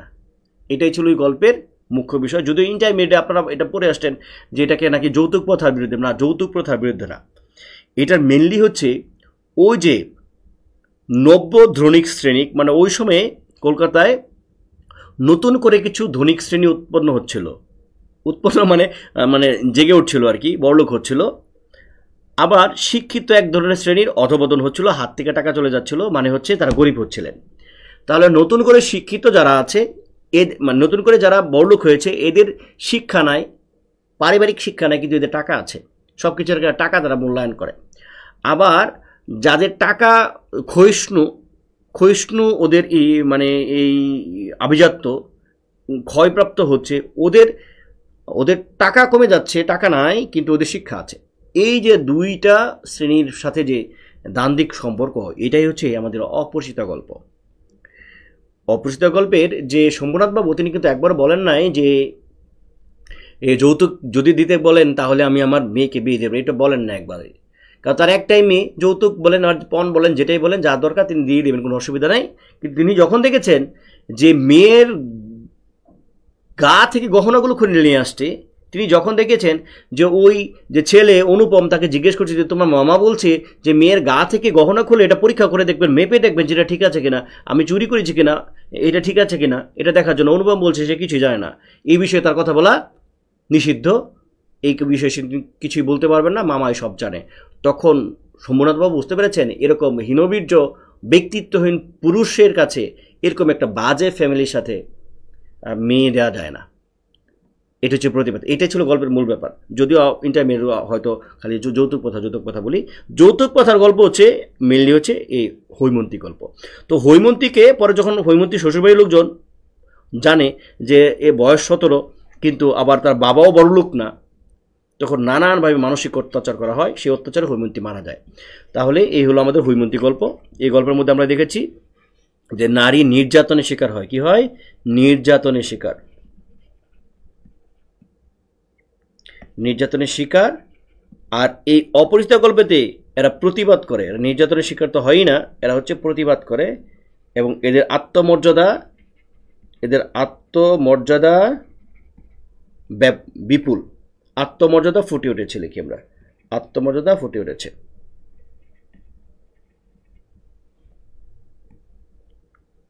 রবিবার গল্পের মধ্যে একটা ব্যাপার হচ্ছে যে আমরা আসলে সৌন্দর্য কি জিনিস, রবীন্দ্রনাথ ঠাকুরের এখানে ওই যে রূপ অরূপের যে দার্শনিক যে ব্যাপারগুলো আছে,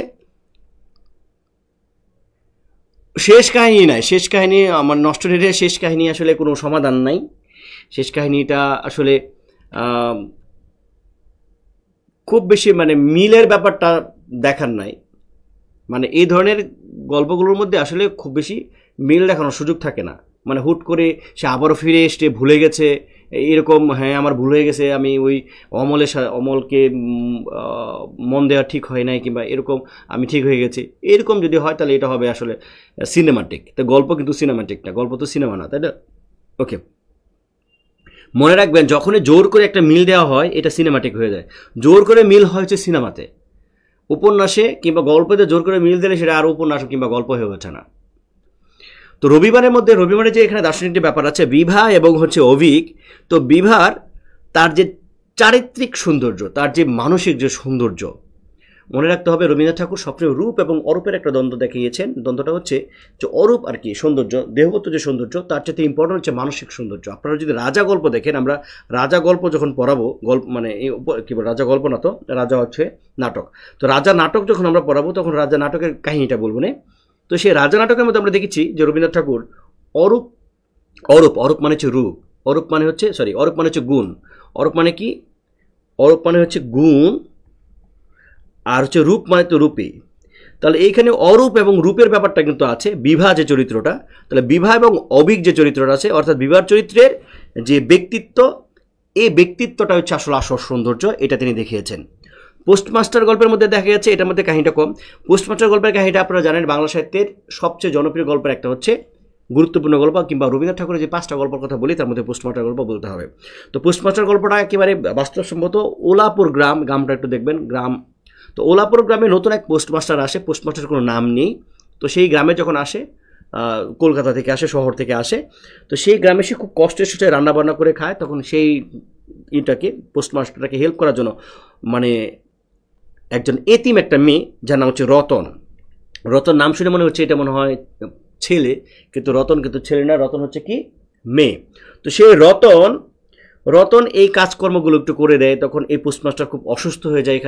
এখানকার পরিবেশ, অর্থাৎ গ্রামের পরিবেশ সব কিছু মিলে তখন সেই রতন একদম মায়ের ভূমিকায় অবতীর্ণ হয়। হয়ে সে এই পোস্টমাস্টারকে সে সেবা শুশ্রূষা করে সুস্থ করে তোলে।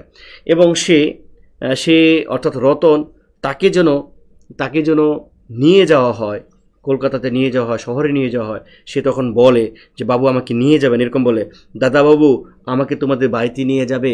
তখন দাদাবাবু পোস্টমাস্টার বলে সে কি করে হবে। শেষ পর্যন্ত পোস্টমাস্টার যখন চলে যায় তখন এ রতনকে রেখেই চলে যায়।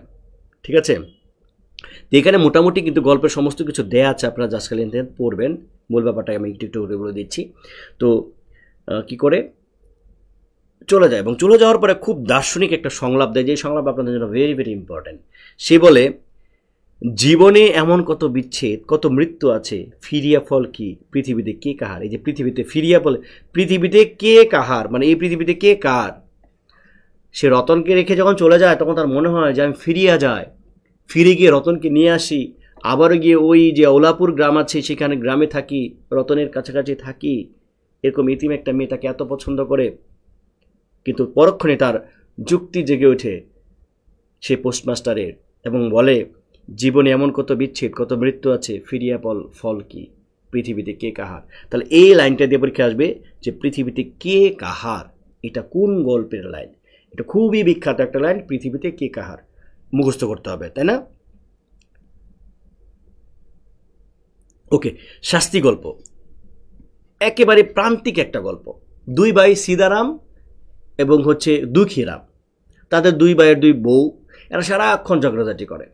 তো সীতারাম এবং দুঃখীরামকে আবার ওই যে জমিদার, এরা হচ্ছে বিনা পয়সায় খাটায় এবং টাকা কম দেয়। তো এরকম একদিন খাটতে গেল, খাটতে যাওয়ার পরে ওই কিন্তু কী বলে জমিদার খুব খারাপ ব্যবহার করেছে, খুব কষ্ট করিয়েছে। তো বাসায় আসার পরে দুঃখীরাম বড় ভাই এসে তার বউকে চায়, বউয়ের কাছে কী চায়, ভাত চায়।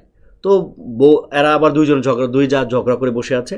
তখন দুঃখীরাম যখন তার বউয়ের কাছে চায়, রাধা, বউয়ের নাম হচ্ছে রাধা, রাধার কাছে যখন চায়, এই যে কী বলে খাবার চায়, তখন সে একেবারে তেলে বেগুনে জেগে ওঠে যে তুই কি চাল দিয়ে গেছিলি, ঘরে দিয়ে গেছিলি যে আমি রান্না করব।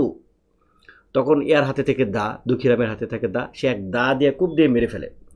তো মেরে ফেলার পরে তখন কী করবে, এখন তার যে ভাই হচ্ছে সীদাম, তো সেই সীদামের মাথার মধ্যে একটা চিন্তা আসে যে এই দুই যেহেতু ঝগড়া করে, অর্থাৎ সীদামের বউ, এটা কিন্তু শাস্তিলাভে মুভি আছে, আপনারা যদি মুভি দেখেন, পূর্ণিমা অভিনয় করেছে, পূর্ণিমা, রিয়াজ, ইলিয়াস কাঞ্চন এবং চম্পা। তো চম্পা হচ্ছে ওই চম্পাকে মেরে ফেলে আর কি। বড় ভাই হচ্ছে ইলিয়াস কাঞ্চন, আর বড় ভাইয়ের বউ হচ্ছে চম্পা, আর ছোট ভাই সীদাম হচ্ছে রিয়াজ, আর রিয়াজের বউ, অর্থাৎ রিয়াজের বউয়ের নাম হচ্ছে নাম কি ওটার, মেয়ের নাম কি, চন্দরা, কেন ভুলে যায়, চন্দরা। সেই চন্দ্রা না কিন্তু চন্দরা অভিনয় করেছিল পূর্ণিমা। তো সেই তখন এর মধ্যে সীদামের মাথায় একটা বুদ্ধি আসে, বা তার একটা সংলাপ আছে যে বউ গেলে বউ পাবো, ভাই গেলে ভাই পাবো না। অর্থাৎ এই যে হত্যার দায়টি আছে, এই হত্যার দায়টি ইর কাছে কি বলে ওই চন্দ্রার ঘাড়ে দেয় আর কি। যে চন্দ্রা তারা দুই ঝগড়াঝাটি করতেছে, এরকম যদি তাদেরকে জেলে নেয়, তাহলে দুই ঝগড়াঝাটি করে একসময় অসতর্কতার এটা দাটা লেগে গেছে, এই জন্য মারা গেছে, এই জন্য হয়তো একটু জেল হলেও মুক্তি পেয়ে যাবে। কিন্তু বউ মানে তার ভাই অর্থাৎ হাজব্যান্ড কূপ মারা কেটে ফেলছে, এটা যদি শুনে তাহলে ফাঁসি হবে। তো চন্দ্রা এই কথাতে ব্যাপক মাইন্ড করে, নীরব প্রতিবাদ করে যে নিজের ভাইকে বাঁচানোর জন্য তুমি আমাকে বলছো এই হত্যার দায় স্বীকার করার জন্য, খুনের দায় হিসাব করে, হত্যা না, এই খুনের দায় মাথায় নেওয়ার জন্য। তাছাড়া তুমি এটা কি বলা যে ভাই গেলে ভাই পাবো, বউ গেলে বউ পাবো না, তার মানে তোমাদের সমাজে নারীদের কোনো মূল্য নাই, নারীদের কোনো মূল্য নাই। এই আমাদের চন্দ্রা ব্যাপক মাইন্ড করে, এবং তাকে যখন হসপিটাল বলছি ওই কি বলে ওটাকে, আদালতে নেওয়া হয়, সে বারবার বলে, মানে উকিল পক্ষরা বলার চেষ্টা করার মানে শিখায় দেয়, অনেক কিছু বলে যে বলবা যে না আমি মারি নাই, ওই বড় বউ আগে মারতে আসছিল, পরে কোনোভাবে এটা লেগে গেছে, মানে নিজের কোনো দোষ নাই, এটা চন্দ্রা বারবার জন্য বলে। কিন্তু চন্দ্রা একবারও বলে না, চন্দ্রা বলে হ্যাঁ আমি মারছি। চন্দ্রা বারবার বলে আমি মারছি, কার সাথে জেদ করে, কার সাথে রাগ করে, কার সাথে প্রতিবাদ করে, তার হাজব্যান্ড সীতারামের সাথে জেদ করে। এবং ফাঁসির যখন হুকুম হয়ে যায়, তখন ওই সিভিল সার্জন জিজ্ঞেস করে ইয়াকে, এই যে কি বলে এই চন্দ্রাকে বলে যে তোমার স্বামী তোমাকে দেখিতে চায়, তাহাকে কি ডাকিয়ে আনিব? তখন বাংলা সাহিত্যের অন্যতম সেরা সংলাপ, এক শব্দে একটা সংলাপ, মরণ। সে শুধু কি বলে, মরণ। চন্দ্রা বলে যে মরণ। এই মরণটা এমনভাবে বলে যে ওই সীতারামের ওই হাজব্যান্ডের মুখ দেখা যেতে আমার মরণ বরং উত্তম। মরণ একটা ওয়ার্ড, তাহলে পরীক্ষায় কখনো যদি আসে একটা শব্দ যে মরণ, এই সংলাপটা অনেক শক্তিশালী। এটা হচ্ছে শাস্তি গল্প থেকে নেওয়া হয়েছে। ঠিক আছে, তো এই গল্পটা আপনারা বিভিন্ন জায়গায় যদি আলোচনায় আসতে পারে, শাস্তি গল্পের এই চন্দ্রার ব্যাপারটা। তাহলে চন্দ্র হচ্ছে কোথাকার চরিত্র, শাস্তি গল্পের চরিত্র, এটা ইম্পর্টেন্ট। হ্যাঁ, এইভাবে শেষ হওয়াকে কি বলা হয়েছে এটা লেখা আছে, এটা ইম্পর্টেন্ট। হৈমন্তীর কথা তো আমরা আলাপ করেছি, অপরিচিত আলাপ করেছি, পয়লা নম্বর। তো এই পয়লা নম্বর এটা হচ্ছে একটা শহরের গল্প, এটা আর কি গ্রামীণ গল্প না, এটা শহরের গল্প। এবং এইখান থেকে যে ব্যাপারটা আসে যে একটা ব্যক্তিত্ববান নারী, শহরে এই কুটিল জটিল যে মনস্তাত্ত্বিক যে জবর আছে, নগরবাসীর যে আছে, এইখান থেকে সে নিজেকে খুব শূন্য অনুভব করে, প্রেমহীনতা অনুভব করে তার এই হাজব্যান্ডের সাথে দাম্পত্য সম্পর্ক, দাম্পত্য কলহ। এই নাম হচ্ছে অদ্বৈতচরণ। এই অদ্বৈতচরণ এবং স্ত্রীর নাম হচ্ছে অনিলা। অনিলা সে একটা চিঠি লেখে, একটা কথা বলে, আমি চললুম, আমাকে খুঁজতে চেষ্টা করো না, করলেও পাবে না। ব্যাপক সংলাপ নারী জাগরণের ক্ষেত্রে। নারী জাগরণ, যখন নারী চরিত্র আমরা আলোচনা করব রবীন্দ্র ছোট গল্পে, তখন কিন্তু এই অনিলের চরিত্র চলে আসবে। অনিল, মৃণাল, এই চরিত্রগুলো, কল্যাণী, এই চরিত্রগুলো চলে আসবে। তাহলে সে কি বলছে? সে চলে গেছে ছেড়ে, বাসা ছেড়ে চলে গেছে। সে বলছে আমি চললুম, আমাকে খুঁজতে চেষ্টা করো না, আর চেষ্টা করলেও পাবে না। এই যে শহরের জীবনের যে দাম্পত্য সম্পর্ক, দাম্পত্য কলহ এবং এটার যে মনস্তাত্ত্বিক দ্বন্দ্ব এবং নারীর যে অমর্যাদা, পারিবারিক প্রেক্ষাপটে, যেই পারিবারিক রাজনৈতিক প্রেক্ষাপটে যে কী বলে এটাকে, নারীর অবমাননা, অবমূল্যায়ন, এই অনিল এইগুলো মেনে নেয়নি। সে চলে গিয়ে একটা চিঠিতে এই কথাটা লিখে গেছে। ঠিক আছে, এরকম সেম আরেকটা ঘটনা হচ্ছে স্ত্রীর পত্র।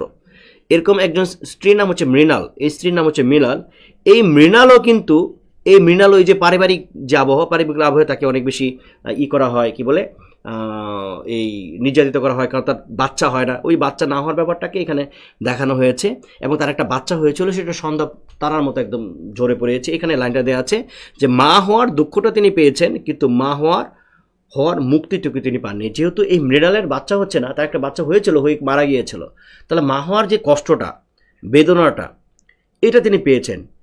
কিন্তু মা হওয়ার যে মুক্তি, যে মা হয়েছে বলে সে মুক্তি হয়ে গেছে, এখন তার বাচ্চা আছে, সে বন্ধানা, এই মুক্তিটাকেই পায় না, মৃণাল পায় নাই। তাহলে এই যে তার বাচ্চা হারানো, কিংবা এই যে পারিবারিক যে কলহ, তার হাজব্যান্ডের যে কে বলে তাকে অবমূল্যায়ন করা, এইসব ক্ষেত্রে সে একটা চিঠি লিখেছে, চলে গিয়েছিল, এবং সেই চিঠিতে বলেছিল যে আমি আর তোমাদের সেই 27 নম্বর মাখন বড়ালের গড়িতে ফিরব না। তাহলে এই মৃণাল এবং অনিলের মধ্যে এক ধরনের মিল খুঁজে পাবেন আপনারা। ঠিক আছে, তাহলে মৃণাল হচ্ছে স্ত্রীর পত্র, আর অনিল হচ্ছে এই পয়লা নম্বর। ঠিক আছে, এটা আপনারা একটু জেনে রাখবেন। ল্যাবরেটরি, এটা খুব শেষের দিকে এটার মধ্যে বিজ্ঞান চেতনা আছে, রবীন্দ্রনাথ ঠাকুরের বিজ্ঞান চেতনা আছে, এবং সম্পর্কটা এখানে সতীত্ব বা বিভিন্ন সম্পর্কটা একটু আপার লেভেলের গল্প। এটার চরিত্র হচ্ছে সোহিনী, এবং বিজ্ঞান পাগল নন্দকিশোর এবং তার এই সোহিনীকে জড়িয়ে তাদের যে এই মানসিক মনস্তাত্ত্বিক যে দৈন্য, সেই ব্যাপারটা এখানে উঠে এসেছে। ল্যাবরেটরি গল্পটা এখান থেকে আপনার আসবে যে বিজ্ঞান নির্ভর বা অত্যাধুনিক গল্প হচ্ছে কোনটা, ল্যাবরেটরি, এবং শেষের দিকের একটা গল্প, এবং এটা হচ্ছে সোহিনী এবং নন্দকিশোরের নামটা পরীক্ষা আসতে পারে। তারপর হচ্ছে শুভার ব্যাপারটা হচ্ছে যে প্রকৃতির, নিশ্চয়ই আপনার এটাও মুভি আছে, এটাও পূর্ণিমা অভিনয় করেছেন মুভিতে। তো শুভা হচ্ছে একটা যে মেয়ে, মুখ মানে হচ্ছে যে মেয়ে কথা বলতে পারে না, মুখানবনে বলি না, যে মেয়ে কথা বলতে পারে না, বোবা। তো সেই বোবা মেয়ে, তার মুখের ভাষা কেউ বোঝে না, না বলার ভাষা কেউ বোঝে না, একমাত্র তার ভাষা বোঝে হচ্ছে গরু, ছাগল, প্রকৃতি, তারপরে হচ্ছে গাছপালা, এইগুলা। তো এই যে শুভার যে কষ্ট, সেই কষ্টটা প্রতাপ নামে আরেকটা ছেলে, সে এই শুভাকে দেখে, কিন্তু প্রতাপ কিংবা শুভা তাদের মধ্যে কখনো ওইভাবে কোনো মিলন বা প্রেম ওরকম কিছুই হয় না, দুজনকে দেখে। তো হয়তো তাদের ভিতরে ভালো লাগা কাজ করেছে। তো এই শুভার একসময় বিয়ে হয়ে যায়, তখন সে বিয়ে হয়ে গেলে তখন দেখেন, এবং মেয়েটা যে কথা বলতে পারে না, শুভা যে কথা বলতে পারে না, এইটা গোপন করে বিয়ে করা হয়, এবং তার জীবনে একে করুণ পরিণতি নেমে আসে। তারপরে ছুটি গল্পের আপনারা নিশ্চয়ই জানেন যে ছুটি গল্পে দুইটা কিশোরকে নিয়ে লেখা। এই গল্পের মধ্যে একটা লাইন আছে যে 13-14 বছরের মতো বালায় আর নাই, 13-14 বছরের বয়সের মতো বালায় আর নাই। অর্থাৎ 13-14 বছরের ছেলেমেয়েরা যখন বড় হয়, তখন 13-14 বছর যখন মানে অ্যাডোলেসেন্ট পিরিয়ড করার কথা বলছে আর কি, টিনেজ যখন থাকে, তখন ওই 13-14 বছর নিজেদেরকে একটু বড় মনে করে, যখন এরা 9-10 মনে করে, 9-10-এ পড়ে। আবার না এরা বড়, না এরা ছোট, এবং এদের বয়সন্ধিকাল যেহেতু, এদের অনেক শারীরিক অনেক পরিবর্তন ঘটে, মানসিক অনেক পরিবর্তন ঘটে। তো এই সময়টা ওদেরকে কেউ বুঝতে চায় না। তো আমাদের গল্পের মধ্যে আমরা দেখব যে ফটিক নামে যে চরিত্র, সে চলে গিয়েছে কলকাতা তার মামার সাথে, যাওয়ার ফলে সেখানে সে আর অ্যাডজাস্টমেন্ট তার হচ্ছে না, তার মামি তার সাথে খারাপ ব্যবহার করছে, সে স্কুলের বই হারিয়ে ফেলে, নানান কিছু হয়, এবং তাকে অনেক বকা দেওয়া হয়, এবং তার প্রচুর জ্বর আসে, এবং সে তার গ্রামে ফিরতে চায়। তার ছোটো ভাই হচ্ছে মাখন, তো গ্রামে ফিরতে চায় এবং ফটিক এবং মাখন সবসময় একসাথে থাকতো। তো এই ফটিক তখন মারা যায়, ঠিক আছে। তারপর হচ্ছে বলায় এরকম একটা ছোট্ট একটা ছেলে বলায়, সে তার যেন প্রকৃতি, সে তার বন্ধু।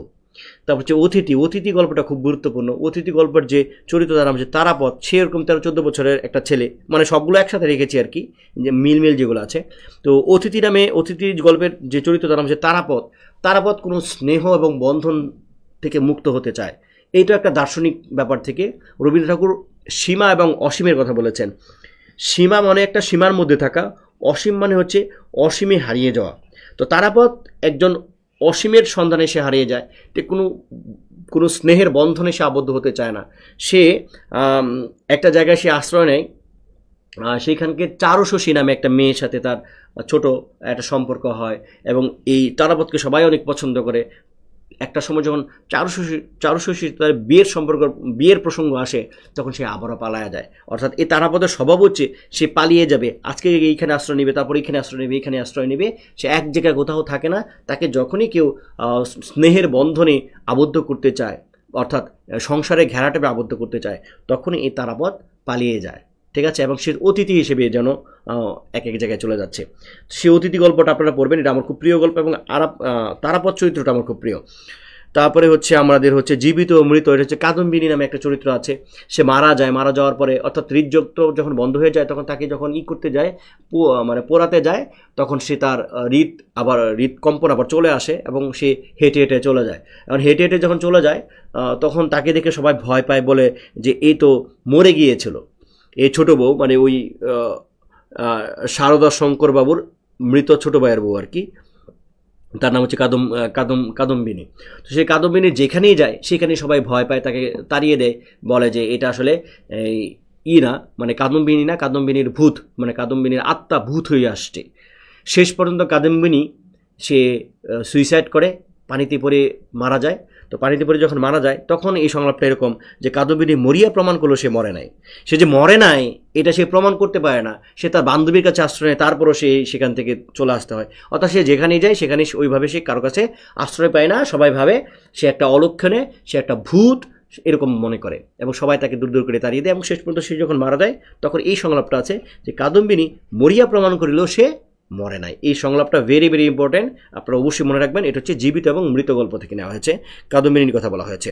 তারপরে নিশীথে গল্প, এইখানে দক্ষিণাচরণ বাবু, এটা এক ধরনের মানে হেলোসিনেশন, তার ভৌতিক একটা কাহিনী, এইটুকু মনে রাখলে হবে। এটা একটা গল্প, অতিপ্রাকৃত গল্প। কঙ্কালও একটা অতিপ্রাকৃত গল্প। এটা হচ্ছে রবীন্দ্রনাথ ঠাকুর তারা যখন বড় হয়ে উঠেছিলেন, ছোটোবেলা থেকে তাদের বাসায় একটা কঙ্কাল থাকতো। সেই কঙ্কালটা এরকম ঝুলে থাকতো একদম দেয়ালের মধ্যে। সেই কঙ্কালকে দেখে সে বিভিন্ন কল্পনা করতো, সেই কঙ্কালকে দেখে যে বিভিন্ন ভৌতিক গল্প কল্পনা করতো। এটা নিয়ে হচ্ছে এই কঙ্কাল গল্পটা। ক্ষুদিত পাষাণ গল্পটাও অনেক ইম্পর্টেন্ট। এখানে মেহের আলী নামে একটা চরিত্র আছে, এটা আমি একটু লিখে দিই, এটা মনে হয় লেখা হয় নাই, আলোচনা করা নাই। ক্ষুদিত পাষাণে মেহের আলী চরিত্রের নাম। হ্যাঁ,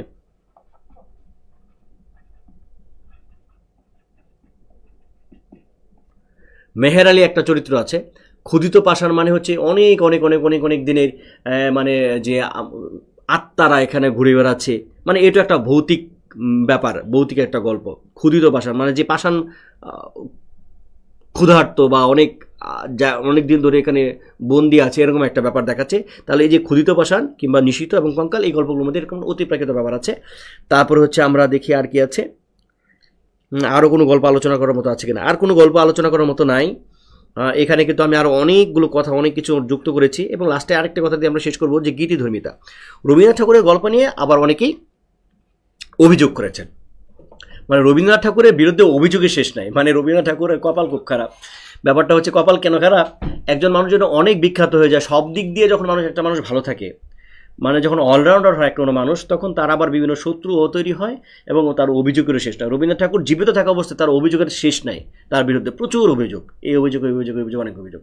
তো রবীন্দ্রনাথ ঠাকুরের একটা অভিযোগ হচ্ছে তার গল্প নাকি গীতিধর্মী। কি ধর্মী? গীতিধর্মী।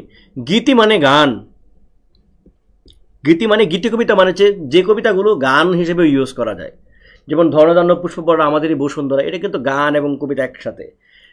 বা আমাদের ওই যে গীতাঞ্জলি, এগুলো একসাথে গান এবং কবিতা। মানে গীতি কবিতার একটা ধর্ম হচ্ছে এগুলো সুর দিয়ে গান হিসেবে গাওয়া যায়। তাহলে রবীন্দ্রনাথ ঠাকুরের গল্পগুলো নাকি গীতিধর্মী, অর্থাৎ এগুলো নাকি গানের মতো। তো রবীন্দ্রনাথ ঠাকুর এই কথাটায় এমন প্রতিক্রিয়া জানিয়েছেন, তিনি একেবারে তার মেজাজই খারাপ হয়ে গেছে রবীন্দ্রনাথ ঠাকুরের। এবং মেজাজ খারাপ হয়ে তিনি বলছেন যে আমি একটা কথা বুঝতে পারিনি, আমার গল্পগুলো কেন গীতিধর্মী বলা হয়। এগুলো নেহাত বাস্তব জিনিস, যা দেখেছি তাই বলেছি, ভেবে বা কল্পনা করে আর কিছু বলা যেত, কিন্তু তা আমি করিনি। আরেক জায়গায় বলছে যে এটার মধ্যে গানের মতো তো কিছু নাই, এটা কেন গীতিধর্মী বলে। আমি যেহেতু কবি, তার মানে আমরা আসলে কি বুঝতে পারি যে রবীন্দ্রনাথ ঠাকুর যেহেতু কবি, তাহলে তার গল্পগুলোর মধ্যে কাব্যময়তা আছে, তার ভাষাটা কাব্যিক, তার মানে ওইগুলোকে গীতিধর্মী বলা যাবে না, মানে কবিতা ধর্মী বলা যাবে না, মানে গীতি কবিতা ধর্মী বলা যাবে না, কিংবা গান ধর্মী বলা যাবে না। তাহলে কবি রবীন্দ্রনাথ ঠাকুরের ছোট গল্প কি গান ধর্মী কিংবা গীতি কবিতার মতো? গীতি কবিতার মতোও না, গানের মতোও না। কিন্তু ওই সময় তাকে এটা বলে আক্রমণ করা হতো যে রবীন্দ্রনাথ ঠাকুর গল্প, এগুলো গল্প না, এগুলো তো মেনলি হচ্ছে গীতিধর্মী। যে রবীন্দ্রনাথ ঠাকুর শক্ত হাতে এগুলো প্রতিবাদ করেছেন। তো আমরা এই সিদ্ধান্তে আসতে পারি যে রবীন্দ্রনাথ ঠাকুরের গীতিধর্মী না, এটাকার মধ্যে কাব্যময়তা আছে, গানের পর্যায়ে এগুলো কিছু না, গানের মতো পর্যায়ে কিছু না। এইভাবে আমাদের মোটামুটি গল্পটা শেষ হয়েছে। এবং এখানে যদি আপনাদের রবীন্দ্রনাথ ঠাকুরের ছোট গল্প নিয়ে আলোচনা করুন, রবীন্দ্রনাথ ঠাকুরের অতিপ্রাকৃত গল্প আলোচনা করুন, রবীন্দ্রনাথ ঠাকুরের যেভাবে প্রশ্ন করুক বড় মানে লিখিত পরীক্ষার জন্য, আশা করছি আপনারা পারবেন। এবং ছোট প্রশ্ন হিসেবে যদি আসে, মানে এমসিকিউ যদি আসে, এমসিকিউতে আসলে ইনশাল্লাহ আপনারা পারবেন। আমি চেষ্টা করেছি বেশ কিছু গুরুত্বপূর্ণ গল্প আলোচনা করার জন্য। তাছাড়া গল্পের নাম তো অনেক বেশি আছে, ওই যে বিভাজন করেছি কোনটা প্রেমের গল্প, কোনটা সামাজিক গল্প, এরকম আছে।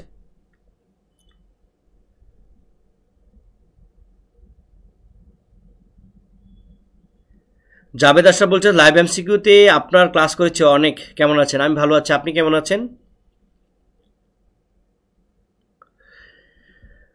আমি ভালো আছি। তাহলে আমরা গল্পটা এখানে কি করতে পারি, মানে ক্লাসটা এখানে শেষ করতে পারি। এবং এই ক্লাসটা মানে টোটাল রবীন্দ্রনাথ ঠাকুর গল্পের আলোচনা হিসেবে যদি কখনো প্রশ্ন আসে, তাহলে আজকে যে ক্লাসটা নিয়েছি এটার একেবারে ছোট ছোট করে, মানে আপনি ছোট করলে এটার উত্তরটা হয়ে যাবে, ঠিক আছে?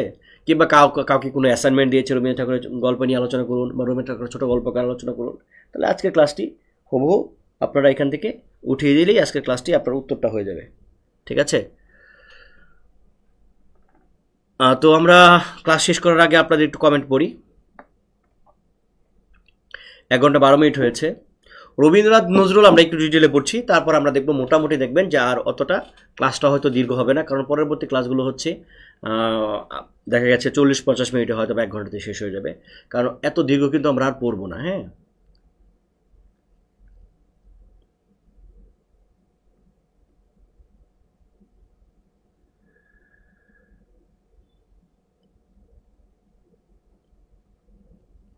আপনাদের কোনো প্রশ্ন তো নাই, আপনাদের কোনো কমেন্টও নাই, দেখি কিছুই আসতেছে না।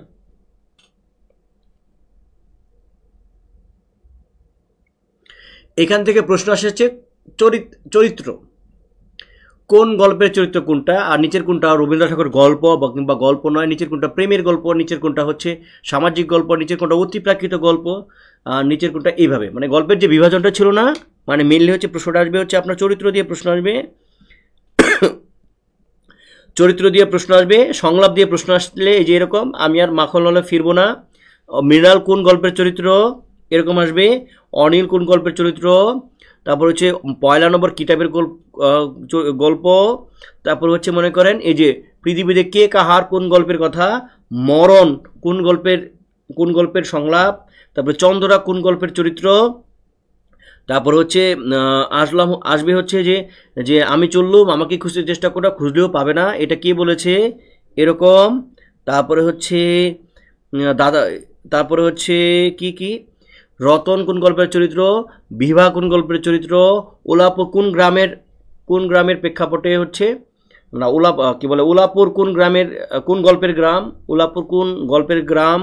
তারপরে হচ্ছে আপনার আসবে হচ্ছে হরসুন্দরী কোন গল্পের চরিত্র, কিংবা নষ্টনীর কোন গল্পের চরিত্র, ত্রিভুজ প্রেমের গল্প কোনটা, নষ্টনীর। তারপর হচ্ছে ত্রিভুজ প্রেমের গল্প আপনারা মধ্যবর্তী বলতে পারেন। তারপরে হচ্ছে কোন গল্পে নারীর নির্যাতন আছে, হৈমন্তী। কোন গল্পে নারীদের প্রতিবাদ আছে, ব্যক্তিত্ববান নারী আছে, সেটা হচ্ছে অপরিচিতা। তারপরে হচ্ছে প্রশ্ন আসবে হচ্ছে যে মৃন্ময়ী কোন গল্পের চরিত্র, তারপরে সুরবল আমার কি না হইতে পারি তো কোন গল্পের সংলাপ, সমাপ্তি কী ধরনের গল্প, প্রেমের গল্প, এক রাতে কী ধরনের গল্প, তারপর স্কুলের সেকেন্ড মাস্টার কোন গল্পের মধ্যে আছে, সুরবালা কোন গল্পের চরিত্র, তারপর অতিপ্রাকৃত গল্প, নিচের কোনটি অতিপ্রাকৃত গল্প, অতিপ্রাকৃত হচ্ছে নিশীথে, গুপ্তধন, ক্ষুদিত পাষাণ, মণিহারা, জীবিত মৃত, কঙ্কাল। তারপরে পরীক্ষার প্রশ্ন আসবে হচ্ছে প্রকৃতির সঙ্গে মানব নামের সম্পর্ক কোনটা আছে, সুবা, ছুটি, বলয়, অতিথি, আপদ। তারপরে সামাজিক গল্প কী কী আছে, পোস্টমাস্টার, ব্যবধান, এগুলো আছে। প্রেমের গল্প কী কী আছে, এগুলো আছে। নিজের কোনটা রবীন্দ্র ঠাকুরের গল্প কিংবা গল্প নয়, এরকম নানানভাবে আসবে। এক কথা এই ক্লাসটা আপনি পুরোপুরি শেষ করলে আপনার রবীন্দ্র ঠাকুর গল্প সম্পর্কিত সাধারণভাবে যে প্রশ্ন আসে সবগুলো উত্তর করতে পারবেন ইনশাল্লাহ। তাছাড়া রবীন্দ্র ঠাকুর কেমন গল্প, তার বিরুদ্ধে অভিযোগটা কী, এবং গল্প নিয়ে তিনি কী ভাবতেন, তার গল্পের উত্থানটা কীভাবে ঘটেছে, কখন ঘটেছে, কীভাবে ঘটেছে, তার গল্পটা কীভাবে চেঞ্জ হয়ে গেছে। 1914 সালের আগে তার এক ধরনের গল্প, যেখানে হচ্ছে প্রকৃতি, যেখানে প্রকৃতি গুরুত্বপূর্ণ পেয়েছে, যেখানে গ্রামীণ জীবন গুরুত্ব পেয়েছে, যেখানে হচ্ছে মানে নিম্নবর্ণ গুরুত্ব পেয়েছে। এটা হচ্ছে 1914 সালের আগে, অর্থাৎ সবুজপত্র পত্রিকার আগে, আর সবুজপত্রের পরে হচ্ছে শহরের জীবন এবং কলকাতার মধ্যবিত্ত জীবন, শিক্ষিতদের জীবন নিয়ে রাখা হয়েছে।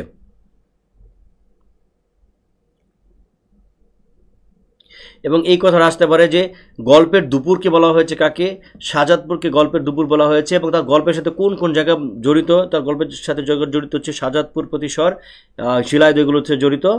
এই হলো আমাদের ব্যাপার। এবং তিনি কয়টা গল্প লিখেছেন, তিনি গল্প লিখেছেন হচ্ছে কয়টা, 119টা গল্প লিখেছেন। তার গ্রন্থ হচ্ছে কয়টা, 5টা। এটা তার প্রথম গল্প কোনটা, প্রথম গল্প হচ্ছে ভিখারিনী। ভিখারিনী যদি উত্তর না থাকে তাহলে হবে ঘাটের কথা। শেষ গল্প হচ্ছে মুসলমানের গল্প। এই হচ্ছে রবীন্দ্রনাথ ঠাকুরের, যেখান থেকে বারবার প্রশ্ন আসে।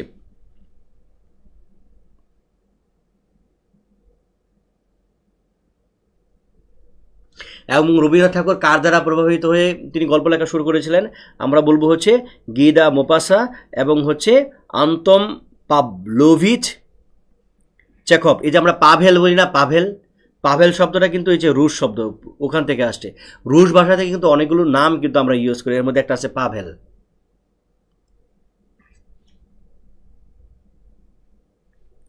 এবং তাকে কি বলা হচ্ছে, ছোট গল্পের জনক। তার আগে অন্যরা ছোট গল্প লেখার চেষ্টা করেছিলেন, এই যে প্রভাত কুমার মুখোপাধ্যায়, রাজশেখর, বঙ্কিমচন্দ্র চট্টোপাধ্যায়, পূর্ণচন্দ্র চট্টোপাধ্যায়, তারপর হচ্ছে স্বর্ণকুমার দিঘি, রবীন্দ্রনাথ ঠাকুর, তারা কেউ ঠিকঠাক গল্প লিখতে পারেন নাই।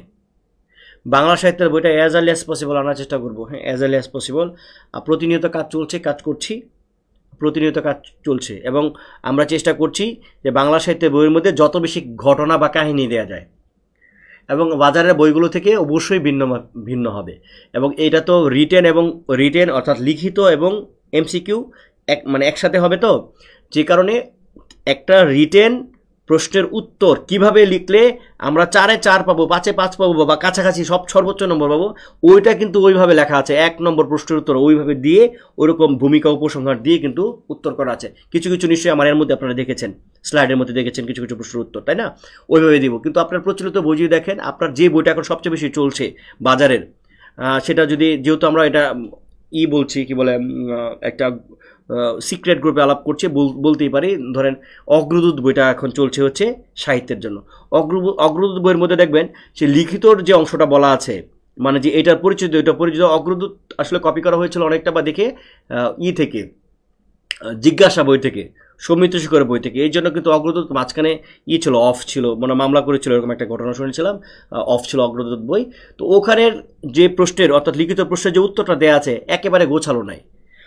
গোছালো বলতে একটা প্রশ্নের 3টা পার্ট থাকে, একটা হচ্ছে ভূমিকা পার্ট, একটা থাকে হচ্ছে মানে মাঝখানের অংশ, মিডল পার্ট, আর একটা থাকে শেষ অংশ। এইটা যদি আপনি ওইভাবে সাজায় না দেন, একটা ছোট্ট দুই একটা উদ্ধৃতি যদি ইউজ না করেন, তাহলে আপনিও কিন্তু ভালো ক্যাডার পাবেন না, ভালো নম্বর পাবেন না। তো সেই চিন্তা মাথায় রেখেই আমি ওইভাবে দেব।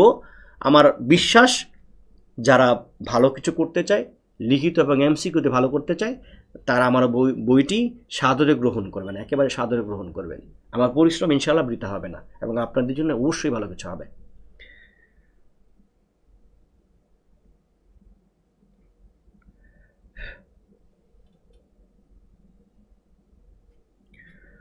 রবীন্দ্রনাথ ঠাকুরের 14 জন ছিল, তারা হচ্ছে ভাই বোন। তার মধ্যে সে ছিল অষ্টম, সে ছিল ছোট অষ্টম।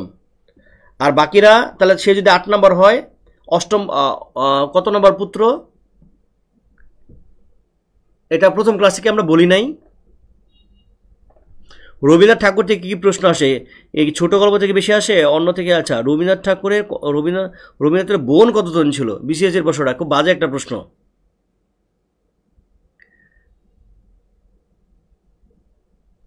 স্বর্ণকুমারী দেবী সে নিজে রাইটার, তো এই জন্য আসছিল আর কি, স্বর্ণকুমারী দেবী নিজে রাইটার ছিল, এই জন্য এটা আসছিল।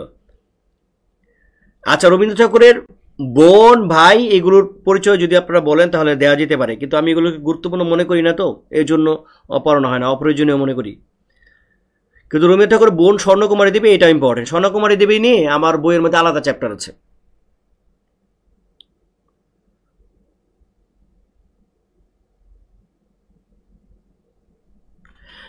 মানে তাড়াতাড়ি আনলে আমার জন্যই ভালো, যে ফাহাদ বিন আলম বলছেন, তাড়াতাড়ি আনলে আমার জন্য ভালো। আপনারা বিলিভ করবেন কিনা জানি না, আমি কত ঘন্টা কাজ করি। আমি হচ্ছে কোনোদিন দেখা যাচ্ছে 3 ঘন্টা 4 ঘন্টা 5 ঘন্টা ঘুমাই। খুব কম সময় আছে যে 7 ঘন্টা ঘুমাই, সারাটাক্ষণ আমার কোনো না কোনো কাজের মধ্যে আছে। হয় এই যে এই বই লিখছি, ওই বই লিখছি, পড়াচ্ছি, অফলাইনে পড়াচ্ছি, অনলাইনে পড়াচ্ছি, মানে আমি অলওয়েজ কোনো একটা কর্মের মধ্যে থাকি। তো আমি চেষ্টা করব যত দ্রুত আনা যায়, তত আমার জন্য ভালো, এবং আমার জন্য ভালো মানে আপনাদের জন্যই ভালো। ওকে, আমরা মানে ক্লাস শেষ করবো। হ্যাঁ, আমি অ্যাজ আর্লি অ্যাজ পসিবল আমরা করবো। আরও যে বোনদের পরিচয় যদি জানতে চান তাহলে আমি জেনে মানে কে কী করতো আরও ডিটেল জানাই দেবো না, হ্যাঁ, খণ্ডিত হবে না বলে ভাই বোনদের। আচ্ছা, আজকের মতো ক্লাস শেষ করি। ভালো থাকবেন, সুস্থ থাকবেন, সবাইকে অসংখ্য ভালোবাসা জানিয়ে আজকে ক্লাস শেষ করছি। সবাই সুস্থ থাকবেন, ভালো থাকবেন।